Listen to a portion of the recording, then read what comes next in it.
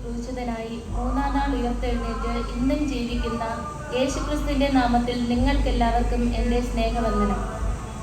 ക്രൂശിൽ കിടന്നുകൊണ്ട് യേശു മൊഴിഞ്ഞ 7 മൊഴികളിൽ ആദ്യത്തെ മൊഴിയിൽ നിന്ന് 1-2 ചിന്തകൾ നിങ്ങളുമായി പങ്കുവയ്ക്കാൻ ഞാൻ ആഗ്രഹിക്കുന്നു. അതിനായി ഞാൻ തിരഞ്ഞെടുത്ത 1-ാം മൊഴി ഉൾപ്പെടുന്ന വേദഭാഗം വിശുദ്ധ ലൂക്കോസ് എഴുതിയ സുവിശേഷം 23-ാം അധ്യായം 34-ാം വാക്യം. ലൂക്കോസ് 23:34. എന്നാൽ യേശു, പിതാവേ, ഇവർ ചെയ്യുന്നത് ഇന്നതെന്ന് അറിയായികയാൽ ഇവരോട് ക്ഷമിക്കണമേ എന്ന് പറഞ്ഞു. പിതാവേ, ഇവർ ചെയ്യുന്നത് ഇന്നതെന്ന് അറിയായികയാൽ ഇവരോട് ക്ഷമിക്കണമേ. Father, forgive them, for they do not know what they are doing. ക്രൂശിലെ 7 മൊഴികളിൽ ആദ്യത്തേതും ലോകത്തെ പ്രാർത്ഥിക്കാൻ പഠിപ്പിക്കുന്നതുമായ മൊഴിയാണിത്. ഒറ്റ നോട്ടത്തിൽ തന്നെ ഈ മൊഴിയിൽ നിന്നും നമുക്ക് ദർശിക്കാൻ കഴിയുന്ന ഒന്നാണ് യേശുവിൻ്റെ ക്ഷമിക്കുന്ന സ്നേഹം. എന്നാൽ ഈ മൊഴി ആഴമായി ധ്യാനിച്ചപ്പോൾ യേശുനാഥൻ ലോകത്തിന് നൽകുന്ന വിലയേറിയ ചില സന്ദേശങ്ങളാണ് എനിക്ക് ലഭിച്ചത്. അത് ഞാൻ നിങ്ങളുമായി പങ്കുവയ്ക്കുന്നു. 1. ഏത് പ്രതിസന്ധിയിലും ദൈവത്തിൽ ആശ്രയിക്കുക. ഓരോ വ്യക്തിയുടെയും ജീവിതത്തിലുടനീളം മാറി മാറി കടന്നു വരുന്നതാണ് പ്രതിസന്ധികൾ. രോഗം, കഷ്ടത, അവഗണന, ദാരിദ്ര്യം, കടഭാരം തുടങ്ങി ഒട്ടനവധി പ്രതിസന്ധികൾ നമ്മുടെ ജീവിതത്തിൽ ദിനംപ്രതി ആഞ്ഞടിച്ചുകൊണ്ടിരിക്കുന്നു. ഈ സാഹചര്യങ്ങളിൽ നാം ദൈവത്തിൽ ആശ്രയം വയ്ക്കുന്നതിൽ മറന്നു പോകാറുണ്ടോ? ഇവിടെ യേശുക്രിസ്തുവിൻ്റെ ക്രൂശിത വേളയിൽ അവഗണനകളുടെയും പരിഹാസങ്ങളുടെയും മർദ്ദനങ്ങളുടെയും മധ്യേ ആദ്യം യേശു ദൈവത്തിൽ ആശ്രയം വയ്ക്കുന്നു. തൻ്റെ ക്രൂശിൽ കിടന്നുകൊണ്ടുള്ള ആദ്യത്തെ മൊഴി തന്നെ ദൈവത്തോടുള്ള ഒരു ആശ്രയം തേടലിൻ്റെ അനുഭവമാണെന്ന് നമുക്ക് മനസ്സിലാക്കാൻ കഴിയും. പലവിധമായ ജീവിത സാഹചര്യങ്ങളിൽ നാം ആദ്യം ദൈവത്തിലാണോ ആശ്രയിക്കുന്നത്? മനുഷ്യനിൽ അഭയം തേടി തളരുമ്പോൾ മാത്രം നാം ദൈവത്തെ അന്വേഷിക്കുന്നു. ഇവിടെ ക്രൂശിൽ കിടക്കുന്ന യേശു തൻ്റെ അപേക്ഷ ആദ്യം പിതാവായ ദൈവത്തിലാണ് അർപ്പിക്കുന്നത്. ഏത് കാര്യമായി കൊള്ളട്ടെ, ദൈവത്തിന് ഒരു കാര്യവും അസാധ്യമല്ലല്ലോ എന്ന ചിന്തയോടുകൂടി ആദ്യം ദൈവത്തിൽ അർപ്പിക്കുക. 2. പ്രാർത്ഥനയുടെ 3 തലങ്ങൾ. പ്രാർത്ഥനയുടെ 3 തലങ്ങൾ ഒരൊറ്റ വാചകത്തിലൂടെ യേശു നമ്മെ പഠിപ്പിക്കുന്നു. 1. താഴ്മയോടുള്ള പ്രാർത്ഥന. ക്രൂശിൽ കിടന്നുകൊണ്ടും താഴ്മയോടെ പ്രാർത്ഥിക്കുവാൻ യേശുനാഥൻ നമ്മെ പഠിപ്പിക്കുന്നു. പിതാവേ എന്ന വിളിയിലൂടെ തന്നെ തൻ്റെ എളിമയെ ലോകത്തിന് മുന്നിൽ വരച്ചു കാട്ടുകയാണ് യേശു. ജീവിതത്തിലെ ഏത് പ്രതിസന്ധി ഘട്ടങ്ങളിലും താഴ്മയോടെ പിതാവേ എന്ന് വിളിക്കാൻ നമുക്ക് കഴിയുന്നുണ്ടോ എന്ന് നമുക്ക് സ്വയം ചിന്തിക്കാം. 2. ആരെയും കുറ്റപ്പെടുത്താത്ത പ്രാർത്ഥന. പ്രശ്നങ്ങളും കഷ്ടതകളും നമ്മുടെ ജീവിതത്തിൽ ആഞ്ഞടിക്കുമ്പോൾ മറ്റുള്ളവരെ കുറ്റപ്പെടുത്തുന്നവരാണോ നാം? പലവിധമായ കഷ്ടങ്ങളും പരിഹാസങ്ങളും ഏറ്റാണ് യേശു ക്രൂശിൽ കിടന്നുകൊണ്ട് പ്രാർത്ഥിക്കുന്നത്. എന്നിട്ടും അത് തന്നെ അവഹേളിച്ചവരുടെ അറിവില്ലായ്മയെ യേശു കരുതുന്നു. അവരുടെ അറിവില്ലായ്മ കൊണ്ടാണ് അവർ ഇങ്ങനെ ചെയ്യുന്നത് എന്ന് പിതാവിനോട് അറിയിക്കാനും യേശു മറക്കുന്നില്ല. ഒരു ചെറിയ കാര്യത്തിന് പോലും ദൈവത്തോടും മറ്റുള്ളവരോടും കുറ്റം പറയുന്ന നമുക്ക് മറ്റുള്ളവരുടെ തെറ്റുകൾ അവരുടെ അറിവില്ലായ്മയായി കരുതുവാൻ കഴിയുമോ? 3. ക്ഷമയോടുള്ള പ്രാർത്ഥന. യേശുവിൻ്റെ പ്രാർത്ഥനകളിലും ഉപദേശങ്ങളിലുമെല്ലാം കണ്ടുവരുന്ന ഒരു മുഖ്യ സന്ദേശമാണ് ക്ഷമ. ഇന്ന് നമുക്ക് ചുറ്റും നടക്കുന്ന എല്ലാ പ്രശ്നങ്ങളും ഉളവാകുന്നത് ക്ഷമയില്ലായ്മയിലൂടെയാണ്. പടയാളികളുടെ ചാട്ടവാർ കൊണ്ടുള്ള മർദ്ദനങ്ങളും പരിഹാസങ്ങളും അനുഭവിച്ചിട്ടും 2 കള്ളന്മാരുടെ നടുവിൽ തന്നെ ക്രൂശിച്ചിട്ടും യേശു പിതാവിനോട് ക്ഷമിക്കാൻ യാചിക്കുന്നു. സമ്പത്തിനും സ്ഥാനമോഹങ്ങൾക്കും വേണ്ടി മനുഷ്യൻ മനുഷ്യനോട് പൊരുതുന്ന ഈ ലോകത്തിൽ യേശു ക്ഷമയുടെ പാഠം പഠിപ്പിക്കുക മാത്രമല്ല, തൻ്റെ ജീവൻ മറുവിലയായി നൽകിയത് പ്രാവർത്തികമാക്കി തീർക്കുകയും ചെയ്യുന്നു. 3-ാമതായി ഈ പ്രാർത്ഥനാ മൊഴിയിലൂടെ നമുക്ക് കാണാൻ കഴിയുന്നത് ബന്ധങ്ങളുടെ ദൃഢതയാണ്. ഏത് കഷ്ടതയിലും ദൈവത്തോടുള്ള ബന്ധം മുറുകെ പിടിക്കാൻ നമുക്ക് കഴിയുന്നുണ്ടോ? മനുഷ്യനും തമ്മിലുള്ള ബന്ധം പോലും നിലനിർത്താൻ കഴിയാത്ത ലോകത്തിലാണ് നാം ഇന്നായിരിക്കുന്നത്. പിതാവിനോടുള്ള അഭേദ്യമായ ബന്ധം യേശുക്രിസ്തുവിനെ ദൈവത്തോട് പ്രാർത്ഥിക്കാൻ പ്രേരിപ്പിക്കുന്നു. അതുപോലെ തന്നെ അവഹേളിച്ച മനുഷ്യരോട് പോലും ക്ഷമിച്ച് മനുഷ്യനുമായുള്ള ബന്ധം ദൃഢപ്പെടുത്താനും യേശു നമ്മെ പഠിപ്പിക്കുന്നു.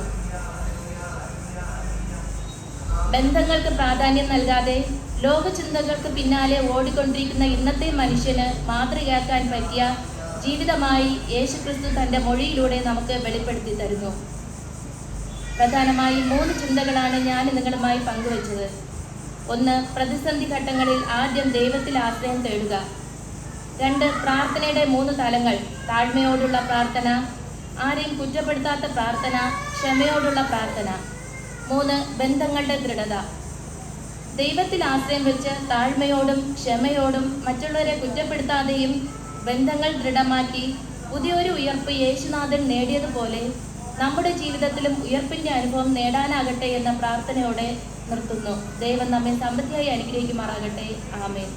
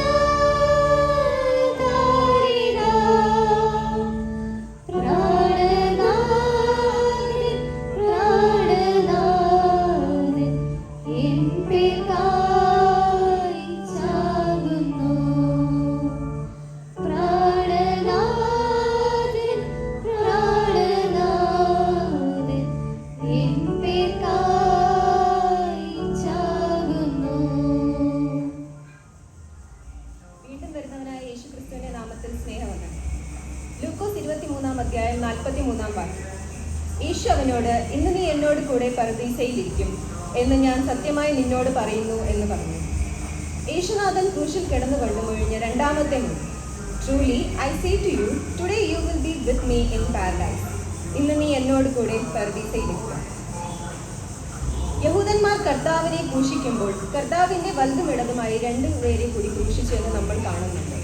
മർക്കോസ് 15-27 ഇവരെ കള്ളന്മാരായും ലൂക്കോസ് 23-33 ഇവരെ ദുഷ്പ്രവൃത്തിക്കാരായും പറയുന്നുണ്ട്. ഈ ദുഷ്പ്രവൃത്തിക്കാരായ കള്ളന്മാരുടെ നടുവിലാണ് യഹൂദന്മാർ യേശുവിനെ ഒരു വലിയ കള്ളനായി ക്രൂശിച്ചത്. ജീവിതത്തിന്റെ അവസാന നിമിഷങ്ങളിൽ കർത്താവിനോടൊപ്പം സമയം ചെലവഴിക്കാൻ കിട്ടിയ ഭാഗ്യവാന്മാരായിരുന്നു ഈ 2 പേർ. എന്നാൽ ഇത് പ്രയോജനപ്പെടുത്തിയത് ഒരുവൻ മാത്രം. ക്രൂശിൽ കിടന്ന് 2 കള്ളന്മാർ യേശുവിനോട് പെരുമാറുന്നത് 2 രീതിയിലാണ്. ഒരുവൻ യേശുവിനെ നിന്ദിച്ച് യേശുവിനോട് പറയുകയാണ്, നീ ക്രിസ്തു അല്ലയോ, നിന്നെയും ഞങ്ങളെയും രക്ഷിക്കാമെന്ന്. വിചാരണവേള മുതൽ ക്രൂശീകരണം വരെയും അനേകം പേരുടെ നിന്ദയും പരിഹാസവും കർത്താവ് ഏൽക്കുന്നുണ്ട്. ചിലർ ചമ്മട്ടി കൊണ്ട് അടിക്കുകയും മുൾക്കിരീടം കർത്താവിൻ്റെ തലയിൽ തറയ്ക്കുകയും വിചാരണ വേളയിൽ ക്രൂശ് ചുമന്ന് ഗൊൽഗോഥ മലയിലേക്ക് പോകുന്ന വേളയിലും നിന്ദകൾ സഹിക്കുന്നുണ്ട് കർത്താവിനെ പടയാളികൾ നിന്ദിക്കുന്നത് നമ്മൾ മനസ്സിലാക്കുന്നുണ്ട്. ഈ കൂട്ടത്തിൽ ആണ് ഒരു കള്ളൻ യേശുവിനെ നിന്ദിക്കുന്നത്.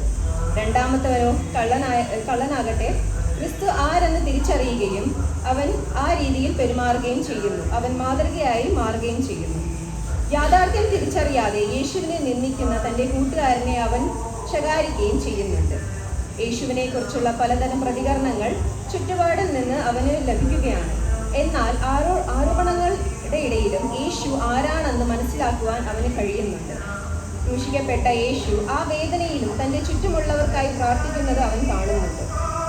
അത് കാരണം അവൻ മനസ്സിലാക്കുകയാണ് യേശു ബാക്കിയുള്ളവർക്ക് വേണ്ടി മനസ്സലിയുന്നവനാണ്. ഈ മരക്കുരിശിൽ അവസാനിക്കുന്നതല്ല ക്രിസ്തുവിൻ്റെ ജീവിതം എന്ന് അവൻ തിരിച്ചറിയുകയാണ്. യേശു രാജ്യത്വം പ്രാപിച്ച് വരുന്ന ഒരു നാട് ഉണ്ട് എന്ന് അവൻ മനസ്സിലാക്കുന്നു. അവൻ ചില മണിക്കൂർ മാത്രം യേശുവിനോട് കൂടെ ചെലവഴിച്ചു എങ്കിലും യേശു ആരാന്ന് മനസ്സിലാക്കുവാൻ അവന് കഴിഞ്ഞു. ക്രിസ്തു ക്രൂശിൽ ബലഹീനനാണെന്നും ക്ഷീണിതനാണ് എന്നും അവൻ്റെ കരങ്ങളും കാലുകളും ചേർത്ത് ക്രൂശിൽ അടിക്കപ്പെട്ടു എന്നും മനസ്സിലാക്കുന്നു. ഒന്ന് ചലിക്കുവാൻ പോലും കർത്താവിന് കഴിയാത്ത വണ്ണം ക്രിസ്തു ബലഹീനനാണ്. എന്നാൽ ഈ ജീവിതം ക്രൂശിൽ അവസാനിക്കുന്നതല്ല എന്നവൻ തിരിച്ചറിയുന്നു.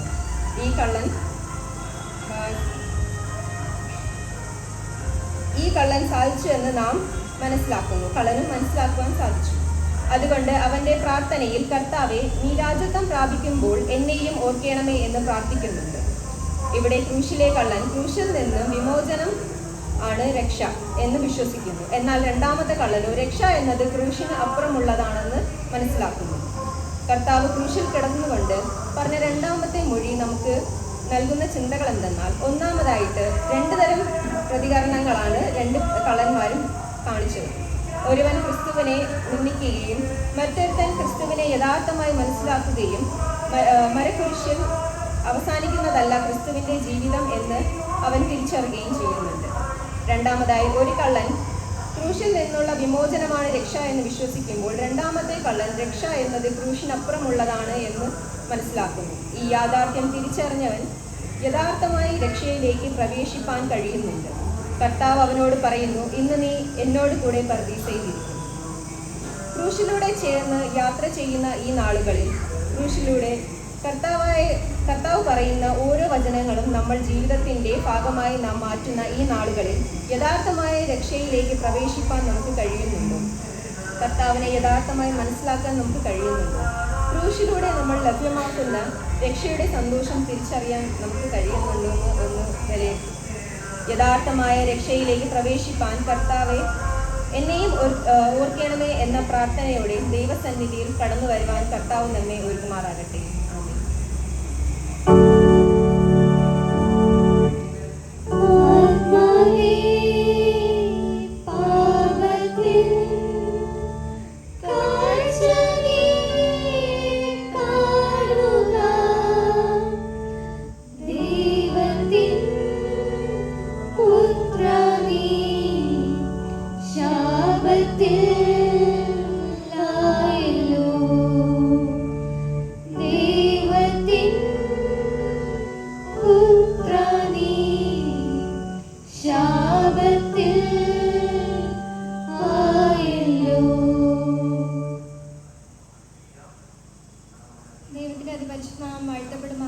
മാറാകട്ടെ.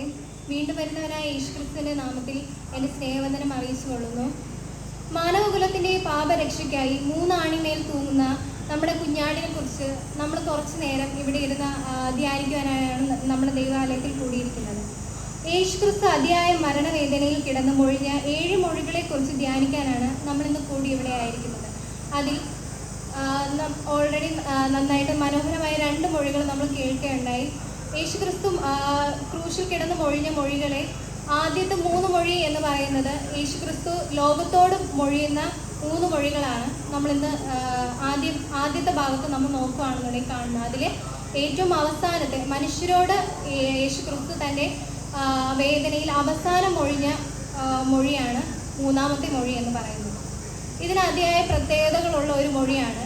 കാരണം യോഹന്നാൻ 19 26 മുതൽ 27 വരെയാണ് ഈ മൊഴി രേഖപ്പെടുത്തിയിരിക്കുന്നത്. യേശു തൻ്റെ അമ്മയും താൻ സ്നേഹിച്ച ശിഷ്യനും നിൽക്കുന്നത് കണ്ടിട്ട്, സ്ത്രീയെ, ഇതാ നിന്റെ മകൻ എന്ന് അമ്മയോട് പറഞ്ഞു. പിന്നെ ശിഷ്യനോട്, ഇതാ നിന്റെ അമ്മ എന്നും പറഞ്ഞു. ഈ ഒരു മൊഴി രേഖപ്പെടുത്തിയിട്ടുള്ള ഏക സുവിശേഷ ഭാഗമാണ് യോഹന്നാൻ എന്ന് പറയുന്നത്. ഇത് കരുതലിൻ്റെ മൊഴി എന്നും രേഖപ്പെടുത്തിയിട്ടുണ്ട്. ഇത് ആദ്യം തന്നെ ഇതിൽ പറയുകയാണെന്നുണ്ടെങ്കിൽ ഉൽപ്പത്തി 3:15 യേശുക്രിസ്തു ഈ ലോകത്തോട്ട് വരുന്നതിൻ്റെ ഭാഗമായി പ്രവചന വാക്യമായി പറഞ്ഞിട്ടുണ്ട്, സ്ത്രീയുടെ സന്തതി സാത്താൻ്റെ തല തകർക്കും എന്നുള്ളത്. ആ ഒരു വാക്യത്തിൻ്റെ നിറവേറൽ, ആ പ്രവചനത്തിൻ്റെ നിറവേറലിനായി യേശുക്രിസ്തു ഈ ലോകത്ത് കന്യകമറിയയുടെ ഗർഭപാത്രത്തിൽ ഉരുവാകുന്നത് പരിശുദ്ധാത്മാവിനാലാണ്. ഈ ഒരു സന്ദർഭം, ഈ ഒരു മൊഴി നടക്കുന്ന ആ ഒരു വേളയിൽ ആ ക്രൂശിനരികിൽ ഓടിക്കൂടിയത് യോഹന്നാനും യേശുക്രിസ്തുവിൻ്റെ അമ്മയായ മരിയെ മാത്രമാണ് ആ ഒരു വേദനയിൽ യേശുക്രിസ്തുവിൻ്റെ കൂടെ ഉണ്ടായിരുന്നത്. ഇവിടെ നമ്മൾ ആ 2 വ്യക്തികളെ പരിശോധിക്കുകയാണെന്നുണ്ടെങ്കിൽ, ഒന്ന് യോഹന്നാനും അതുപോലെ തന്നെ മരിയാണെന്നുണ്ടെങ്കിലോ യേശുക്രിസ്തുവിൻ്റെ സ്വന്തം അമ്മ. ഒരു അമ്മയ്ക്കും ഒരു തൻ്റെ മകനെ അല്ലെങ്കിൽ മകളെ ഈ വേദന കണ്ടു നിൽക്കാൻ കഴിയാത്തൊരു വേദന ആ അമ്മയ്ക്ക് കാണുവാനുള്ള ഇടയാവുന്നുണ്ട്. പക്ഷേ തന്നിൽ നിറവേറേണ്ട ദൗത്യം എന്താണെന്നുള്ളത്, ഗർഭപാത്രത്തിൽ കുഞ്ഞുരുവാകുന്നത് പരിശുദ്ധാത്മാവിൽ ആണ്. തന്നെ വേർതിരിച്ചിരിക്കുന്ന ഒരു മാതാവാണ് ഈ ലോകത്തിൽ. നമ്മൾ ബൈബിൾ നോക്കുകയാണെങ്കിൽ ഏറ്റവും ഭാഗ്യവതിയായ സ്ത്രീ എന്നറിയപ്പെടുന്നത് മറിയയാണ്. എങ്കിൽ പോലും ഒരു ഭാഗം ഒരു സ്ത്രീ എന്ന രീതിയിൽ മറിയ ഭാഗ്യവതിയാണെങ്കിലും അമ്മ എന്ന തലത്തിൽ നമ്മൾ നോക്കുകയാണെന്നുണ്ടെങ്കിൽ ഒരമ്മയ്ക്കും കഴിയുന്ന ഒന്നല്ല തൻ്റെ മകനെ അല്ലെങ്കിൽ തൻ്റെ മകളെ ബലിയായി കൊടുക്കുക എന്നുള്ളത്. പക്ഷേ മറിയ ഈ ലോകത്തോട് അല്ലെങ്കിൽ ലോകത്തിൻ്റെ പാപങ്ങൾ മോചിക്കുവാനായി തന്നിൽ നിറവേറേണ്ട ദൗത്യം അത് പൂർണ്ണമായി ഏൽപ്പിച്ചുകൊണ്ട് 33.5 വർഷക്കാലവും യേശുക്രിസ്തുവിൻ്റെ ദൈവവേല എല്ലാ വേളകളിലും തൻ്റെ സാന്നിധ്യം നിറഞ്ഞു തന്നെ ഉണ്ടായിരുന്നു. ആ വേളകളിലെല്ലാം യേശുക്രിസ്തു എടുത്തു പറയുന്ന കുറേ വാക്യങ്ങളുണ്ട് തൻ്റെ വേലയെക്കുറിച്ച്, അല്ലെങ്കിൽ താൻ ഈ ലോകത്ത് എന്തിനായി പിറവി എടുത്തു എന്നതിൻ്റെ ഉദ്ദേശം പലപ്പോഴായി മറിയയുടെ സാന്നിധ്യത്തിൽ തന്നെ ഉപമകളിലൂടെ താൻ രേഖപ്പെടുത്തിയിട്ടുണ്ട്. അതിൽ പ്രത്യേകിച്ച് ലൂക്കോസ് 2:48 മുതൽ 49 വരെയും, യോഹന്നാൻ 2:4, ലൂക്കോസ് 8:19 മുതൽ 21, മത്തായി 12:46 മുതൽ 50 വരെയും യേശുക്രിസ്തുവിൻ്റെ വേല അല്ലെങ്കിൽ യേശുക്രിസ്തുവിനെ വിളിച്ചാക്കിയിരിക്കുന്നതിൻ്റെ ഉദ്ദേശം എന്തെന്ന് കൃത്യമായി വരച്ച് കാണിക്കുന്നുണ്ട്. ഇവിടെ നാം ആദ്യം പറഞ്ഞതുപോലെ ഈ മൊഴിയുടെ പ്രത്യേകത എന്ന് പറയുന്നത് കരുതലിൻ്റെ മൊഴിയാണ്. എന്ന് വെച്ചാൽ തൻ്റെ അവസാന മരണവേദനയിലും ഒരു മനുഷ്യനും ഓർക്കാൻ കഴിയാത്ത ഒന്ന് തന്നെയാണ് നമ്മൾ കുടുംബങ്ങളോ അല്ലെങ്കിൽ മറ്റുള്ളവരെ കുറിച്ചോ നാം ആലോചിക്കാറില്ല. നമ്മളെ വേദന മാത്രമായിരുന്നു. എങ്കിൽ യേശുക്രിസ്തു കാണിച്ചിരുന്ന വലിയൊരു മാതൃകയാണ് തൻ്റെ കുടുംബത്തെ അല്ലെങ്കിൽ തൻ്റെ അമ്മയെ, സ്വന്തം അമ്മയെ കരുതുക എന്നുള്ള ഒരു ചിന്ത കൂടെ അല്ലെങ്കിൽ ഒരു മാതൃകയായി വരച്ച് കാണിക്കുന്നുണ്ട്. ഇതിൽ ഉത്തരവാദിത്തങ്ങളെ നിറവേറ്റുന്ന ഒരു ക്രിസ്തുവിനെ നമുക്ക് കാണുവാൻ കഴിയും. ഉത്തരവാദിത്തങ്ങളെ നിറവേറ്റുന്ന ക്രിസ്തു യേശുക്രിസ്തുവിനെ നോക്കുകയാണെന്നുണ്ടെങ്കിൽ 2 തരത്തിലുള്ള ദൗത്യം ഇവിടെ നിറവേറുകയാണ്. ആത്മീകമായുള്ള ദൗത്യവും അതുപോലെ തന്നെ ഭൗതികമായുള്ള ദൗത്യവും. ആത്മീകമായുള്ള ദൗത്യത്തിനാണ് തന്നെ വിളിച്ച് വേർതിരിച്ചിരിക്കുന്നത് എന്ന്, അല്ലെങ്കിൽ തൻ്റെ ജനനം അതുകൊണ്ടാണ് അർത്ഥമാക്കുന്നത് എന്ന് യേശുക്രിസ്തുവിന് വ്യക്തമായി അറിയാമായിരുന്നു. എങ്കിൽ ഭൗതികമായി നോക്കുകയാണെങ്കിൽ തൻ്റെ അമ്മയെ കരുതുക, തൻ്റെ മരണശേഷം തൻ്റെ അമ്മയെ കരുതുക എന്ന ആ ഒരു ചിന്ത യേശുക്രിസ്തുവിനെ അലട്ടുകയും അതിനാൽ തന്നെ ഏറ്റവും പ്രിയപ്പെട്ട ശിഷ്യനായ യോഹന്നാനെ ആ ഒരു ദൗത്യം ഏൽപ്പിക്കുകയും ചെയ്യുകയാണ് ചെയ്യുന്നത്. നമുക്ക് ദൈവം നൽകിയ 10 കൽപ്പനകളിൽ 5ാമത്തെ കൽപ്പന പറയുന്നത് നിന്റെ പിതാവിനെയും നിന്റെ മാതാവിനെയും ബഹുമാനിക്കുക എന്നതാണ്. ഈ ഒരു മരണവേദനയിലും അത് മറന്നു കളയാണ്ട് നമ്മുടെ മുന്നിൽ ഒരു മാതൃകയായി, ഇന്നത്തെ സമൂഹത്തിന് മുമ്പിൽ നല്ലൊരു മാതൃകയായി യേശുക്രിസ്തു അത് അവിടെ വരച്ച് കാണിക്കുന്നുണ്ട്. യോഹന്നാനെ നമ്മൾ നോക്കുകയാണെന്നുണ്ടെങ്കിൽ യേശുക്രിസ്തുവിൻ്റെ നെഞ്ചിൻ്റെ ചൂടറിഞ്ഞ ശിഷ്യനെന്നും ഏറ്റവും പ്രിയപ്പെട്ട ശിഷ്യനെന്നും സ്നേഹം ആഗ്രഹിച്ചിരുന്ന ശിഷ്യനെന്നുമാണ് യോഹന്നാനെ അറിയപ്പെടുന്നത്. യേശുവിൻ്റെ പ്രിയ ശിഷ്യൻ എന്ന് പറയുമ്പോൾ യോഹന്നാൻ മാത്രമാണ് ഈ ഒരു മരണവേദനയിലും യേശുക്രിസ്തുവിൻ്റെ അടുത്ത് ഉണ്ടായിരുന്നത്. ബാക്കി ശിഷ്യന്മാർ പലതരത്തിൽ ഈ വേദന കണ്ടിട്ട് അല്ലെങ്കിൽ ഞങ്ങൾക്കും ഈ ഒരു അവസ്ഥ വരുമെന്ന് പേടിച്ച് ചിതറിപ്പോയ സമയങ്ങളിലും തൻ്റെ ജീവനും ബലി കൊടുക്കുവാൻ തന്നെ തയ്യാറായി മുന്നോട്ട് വന്ന ഒരു ശിഷ്യനാണ് യോഹന്നാൻ എന്ന് പറയുന്നത്. ഇതിൽ പരം വലിയൊരു കരുതൽ യേശുക്രിസ്തുവിന് തൻ്റെ അമ്മയ്ക്ക് കൊടുക്കാൻ ഈ ലോകത്ത് വേറൊന്നും തന്നെ ഇല്ല. നമ്മൾ ഈ ലോകത്ത് ജീവിച്ചിരിക്കുന്ന സമയത്ത് നമ്മൾ കാണുന്ന അല്ലെങ്കിൽ നമ്മുടെ ചുറ്റും കാണുന്ന എളിയ കുഞ്ഞുങ്ങൾക്ക് അല്ലെങ്കിൽ പാവപ്പെട്ടവരായ അല്ലെങ്കിൽ നിർധനരായ കുറേ പേരെ നമ്മൾ കരുതുന്നതിലാണ് നാം ദൈവത്തെ കരുതുന്നതായി നമുക്ക് കാണാൻ കഴിയുന്നത്. ബൈബിളിൽ ഇപ്രകാരം പറയുന്നു, ദൈവനാമത്തിൽ നാം മറ്റുള്ളവർക്ക് എന്ത് ചെയ്യുന്നു അത് ദൈവത്തിന് ചെയ്തത് പോലെയാണെന്നാണ്. ഇന്ന് നമ്മുടെ ഈ സമൂഹത്ത് കാണുകയാണെന്നുണ്ടെങ്കിൽ ഈ ഒരു ചിന്തയുമായി ആസ്പദമാക്കി നമ്മുടെ ഈ ഇന്നത്തെ കാലത്ത് നോക്കുകയാണെന്നുണ്ടെങ്കിൽ നമ്മുടെ എന്നത്തെയും മാധ്യമങ്ങളിൽ നമ്മൾ കണ്ടും കേട്ടും ഉണരുന്നത് തന്നെ കുടുംബത്തിൽ മാതാവിനെ അല്ലെങ്കിൽ പിതാവിനെ കൊലപ്പെടുത്തിയ മകൻ അല്ലെങ്കിൽ മകൾ എന്നുള്ള തലക്കെട്ടുകളോടുകൂടെയാണ് നമ്മൾ ഇന്ന് ഓരോ നാളും ഉണരുന്നത് തന്നെ. ഇന്ന് ഈ ഒരു ചിന്താവിഷയം ഏറ്റവും കൂടുതലായി നമ്മൾ ശ്രദ്ധേയമാവുന്നത് അല്ലെങ്കിൽ ഏറ്റവും കൂടുതൽ പ്രാധാന്യമുള്ള ഒന്ന് തന്നെയാണ്. കാരണം കുടുംബത്തിൻ്റെ വില അല്ലെങ്കിൽ മാതാപിതാക്കളെ ബഹുമാനിക്കുകയോ സ്നേഹിക്കുകയോ അല്ലെങ്കിൽ ആലയത്തിൽ ചിലവിടേണ്ട സമയത്ത് മറ്റു കാര്യാദികളിൽ ഏർപ്പെടുകയും ചെയ്യുന്ന ഇന്നത്തെ തലമുറ ചിന്തിക്കേണ്ടിയിരിക്കുന്നു തിരിഞ്ഞ്. കാരണം കഴിഞ്ഞ കുറേ നാളുകളായി അല്ലെങ്കിൽ തൻ്റെ ജീവൻ തുടിക്കുന്ന നാൾ മുതൽ ഒരമ്മ സഹിക്കുന്ന, അല്ലെങ്കിൽ തന്നെ പോറ്റുവാനായി ഒരു കുടുംബം ഏൽക്കുന്ന വേദന ഒന്നും തിരിച്ചറിയാണ്ട് സുഖലോലുപമായ ജീവിതത്തിലേക്ക് തിരിഞ്ഞു പോകുമ്പോൾ അച്ഛനെന്നോ അമ്മയെന്നോ സഹോദരങ്ങളെന്നോ ബന്ധുക്കളെന്നോ പോലും നോക്കാണ്ട് അവരുടെ ആവശ്യങ്ങൾ നിറവേറുവാനുമായി ഇന്ന് കൊല്ലുന്ന ഒരവസ്ഥയിലോട്ടാണ് ഇന്ന് പോകുന്നത്. ആ ഒരു തരുണത്തിൽ നമ്മൾ ഇന്ന് ചിന്തിക്കുന്ന ഈ ഒരു വാക്യത്തിന് വളരെ പ്രാധാന്യമുണ്ട്. ഉത്തരവാദിത്തങ്ങളെ നിറവേറ്റുക. നാം ഓരോരുത്തരും ചിന്തിക്കേണ്ടിയിരിക്കുന്നു ഈ ഒരു വേളയിൽ. എല്ലാ വർഷവും നമ്മൾ ദുഃഖവെള്ളി ആചരിച്ചു പോകുന്നത് പോലെ അല്ല, നമ്മൾ ഒരുപാട് മാറ്റങ്ങൾ വരേണ്ടുന്ന കാലം അടുത്തിരിക്കുന്നു. കാരണം ഇന്നുള്ള കാലത്ത് നമ്മൾ ജീവിക്കണമെങ്കിൽ യേശുക്രിസ്തുവിന്, അല്ലെങ്കിൽ നമ്മൾ ബൈബിൾ ഉയർത്തിപ്പിടിച്ച്, അല്ലെങ്കിൽ പ്രാർത്ഥനയിലൂടെ മാത്രമേ നമുക്ക് ഇന്നത്തെ കാലത്ത് നമുക്ക് അതിജീവിക്കാനായി സാധിക്കുകയുള്ളൂ. നമ്മൾ ആദ്യം മാതൃകയായി മാറുക. നമ്മുടെ കുടുംബത്തിൽ നമുക്ക് ഒരുപാട് ഉത്തരവാദിത്തങ്ങളുണ്ട്. ആദ്യം തന്നെ നാം എങ്ങനെ ആയിരിക്കണം, നമ്മളോട് എങ്ങനെ ആയിരിക്കണം, ആദ്യം നമ്മളിലുള്ള ഉത്തരവാദിത്തങ്ങൾ എന്തെന്ന് തിരിച്ചറിയുക. അല്ലെങ്കിൽ യേശുക്രിസ്തു നമ്മളെ ഈ ഭൂമിയിലോട്ട് ആക്കിയിരിക്കുന്നതിൻ്റെ വിളി എന്താണെന്ന് അറിയുക. രണ്ടെന്ന് പറയുന്നത്, നമ്മൾ കുടുംബത്തോട് നമുക്ക് കുറേ ഉത്തരവാദിത്തങ്ങളുണ്ട്, നമ്മൾ ചെയ്ത് തീർക്കേണ്ട കാര്യാദികളുണ്ട്, അതെന്തെന്ന് നാം അറിയുക. അതുപോലെ തന്നെ നമുക്ക് സമൂഹത്തോടും ചെയ്ത് തീർക്കാനുള്ള ഒരുപാട് ഉത്തരവാദിത്തങ്ങളുണ്ട്. അതെല്ലാം തിരിച്ചറിഞ്ഞ് നല്ലൊരു ഭാവിയെ നാം ഓരോരുത്തരും പടുത്തുയർത്തേണ്ട ആവശ്യകതയുണ്ട്. ഈ മൊഴി ഒരിക്കൽ കൂടെ ചിന്തിക്കുകയാണെന്നുണ്ടെങ്കിൽ, യേശു തൻ്റെ അമ്മയും താൻ സ്നേഹിച്ച ശിഷ്യനും നിൽക്കുന്നത് കണ്ടിട്ട് സ്ത്രീയെ ഇതാ നിന്റെ മകൻ എന്ന് അമ്മയോട് പറഞ്ഞു. പിന്നെ ശിഷ്യനോട് ഇതാ നിന്റെ അമ്മ എന്നും പറഞ്ഞു. തൻ്റെ അമ്മയെ വിശ്വാസപൂർവ്വം ഏൽപ്പിക്കുകയാണ് യോഹന്നാന്റെ കരങ്ങളിലേക്ക്. വേദശാസ്ത്ര പണ്ഡിതന്മാർ പറയുന്നത്, മറിയയുടെ കാലാവസാനം വരെയും യോഹന്നാൻ ആ കരുതൽ തന്നിൽ ഏൽപ്പിച്ച ദൗത്യം നിറവേറ്റുകയാണ് ചെയ്തത്. അതുപോലെ തന്നെ നമ്മുടെ ഉള്ളിലും, അല്ലെങ്കിൽ നമ്മളെയും ഈ ലോകത്താക്കിയിരിക്കുന്നത് അങ്ങനെ ഒരു ദൗത്യത്തോടു കൂടെയാണ്. അതെന്തെന്ന് തിരിച്ചറിയുകയും അത് പൂർണ്ണമാക്കുവാനും ശ്രമിക്കുക എന്നുള്ളതാണ് നമ്മൾ ഈ ലോകത്തായിരിക്കുമ്പോൾ ചെയ്യേണ്ട കടമ എന്നുള്ളത്. ഇത്രയും നേരം ഈ ഒരു മൊഴി പങ്കുവയ്ക്കാൻ സർവശക്തനായ ദൈവം അനുഗ്രഹിച്ച വലിയ കൃപയോർത്ത് സ്തോത്രം ചെയ്യുന്നു. വീണ്ടും വരുന്നതിനായ യേശുക്രിസ്തുവിന്റെ നാമത്തിൽ നന്ദി അറിയിക്കുന്നു.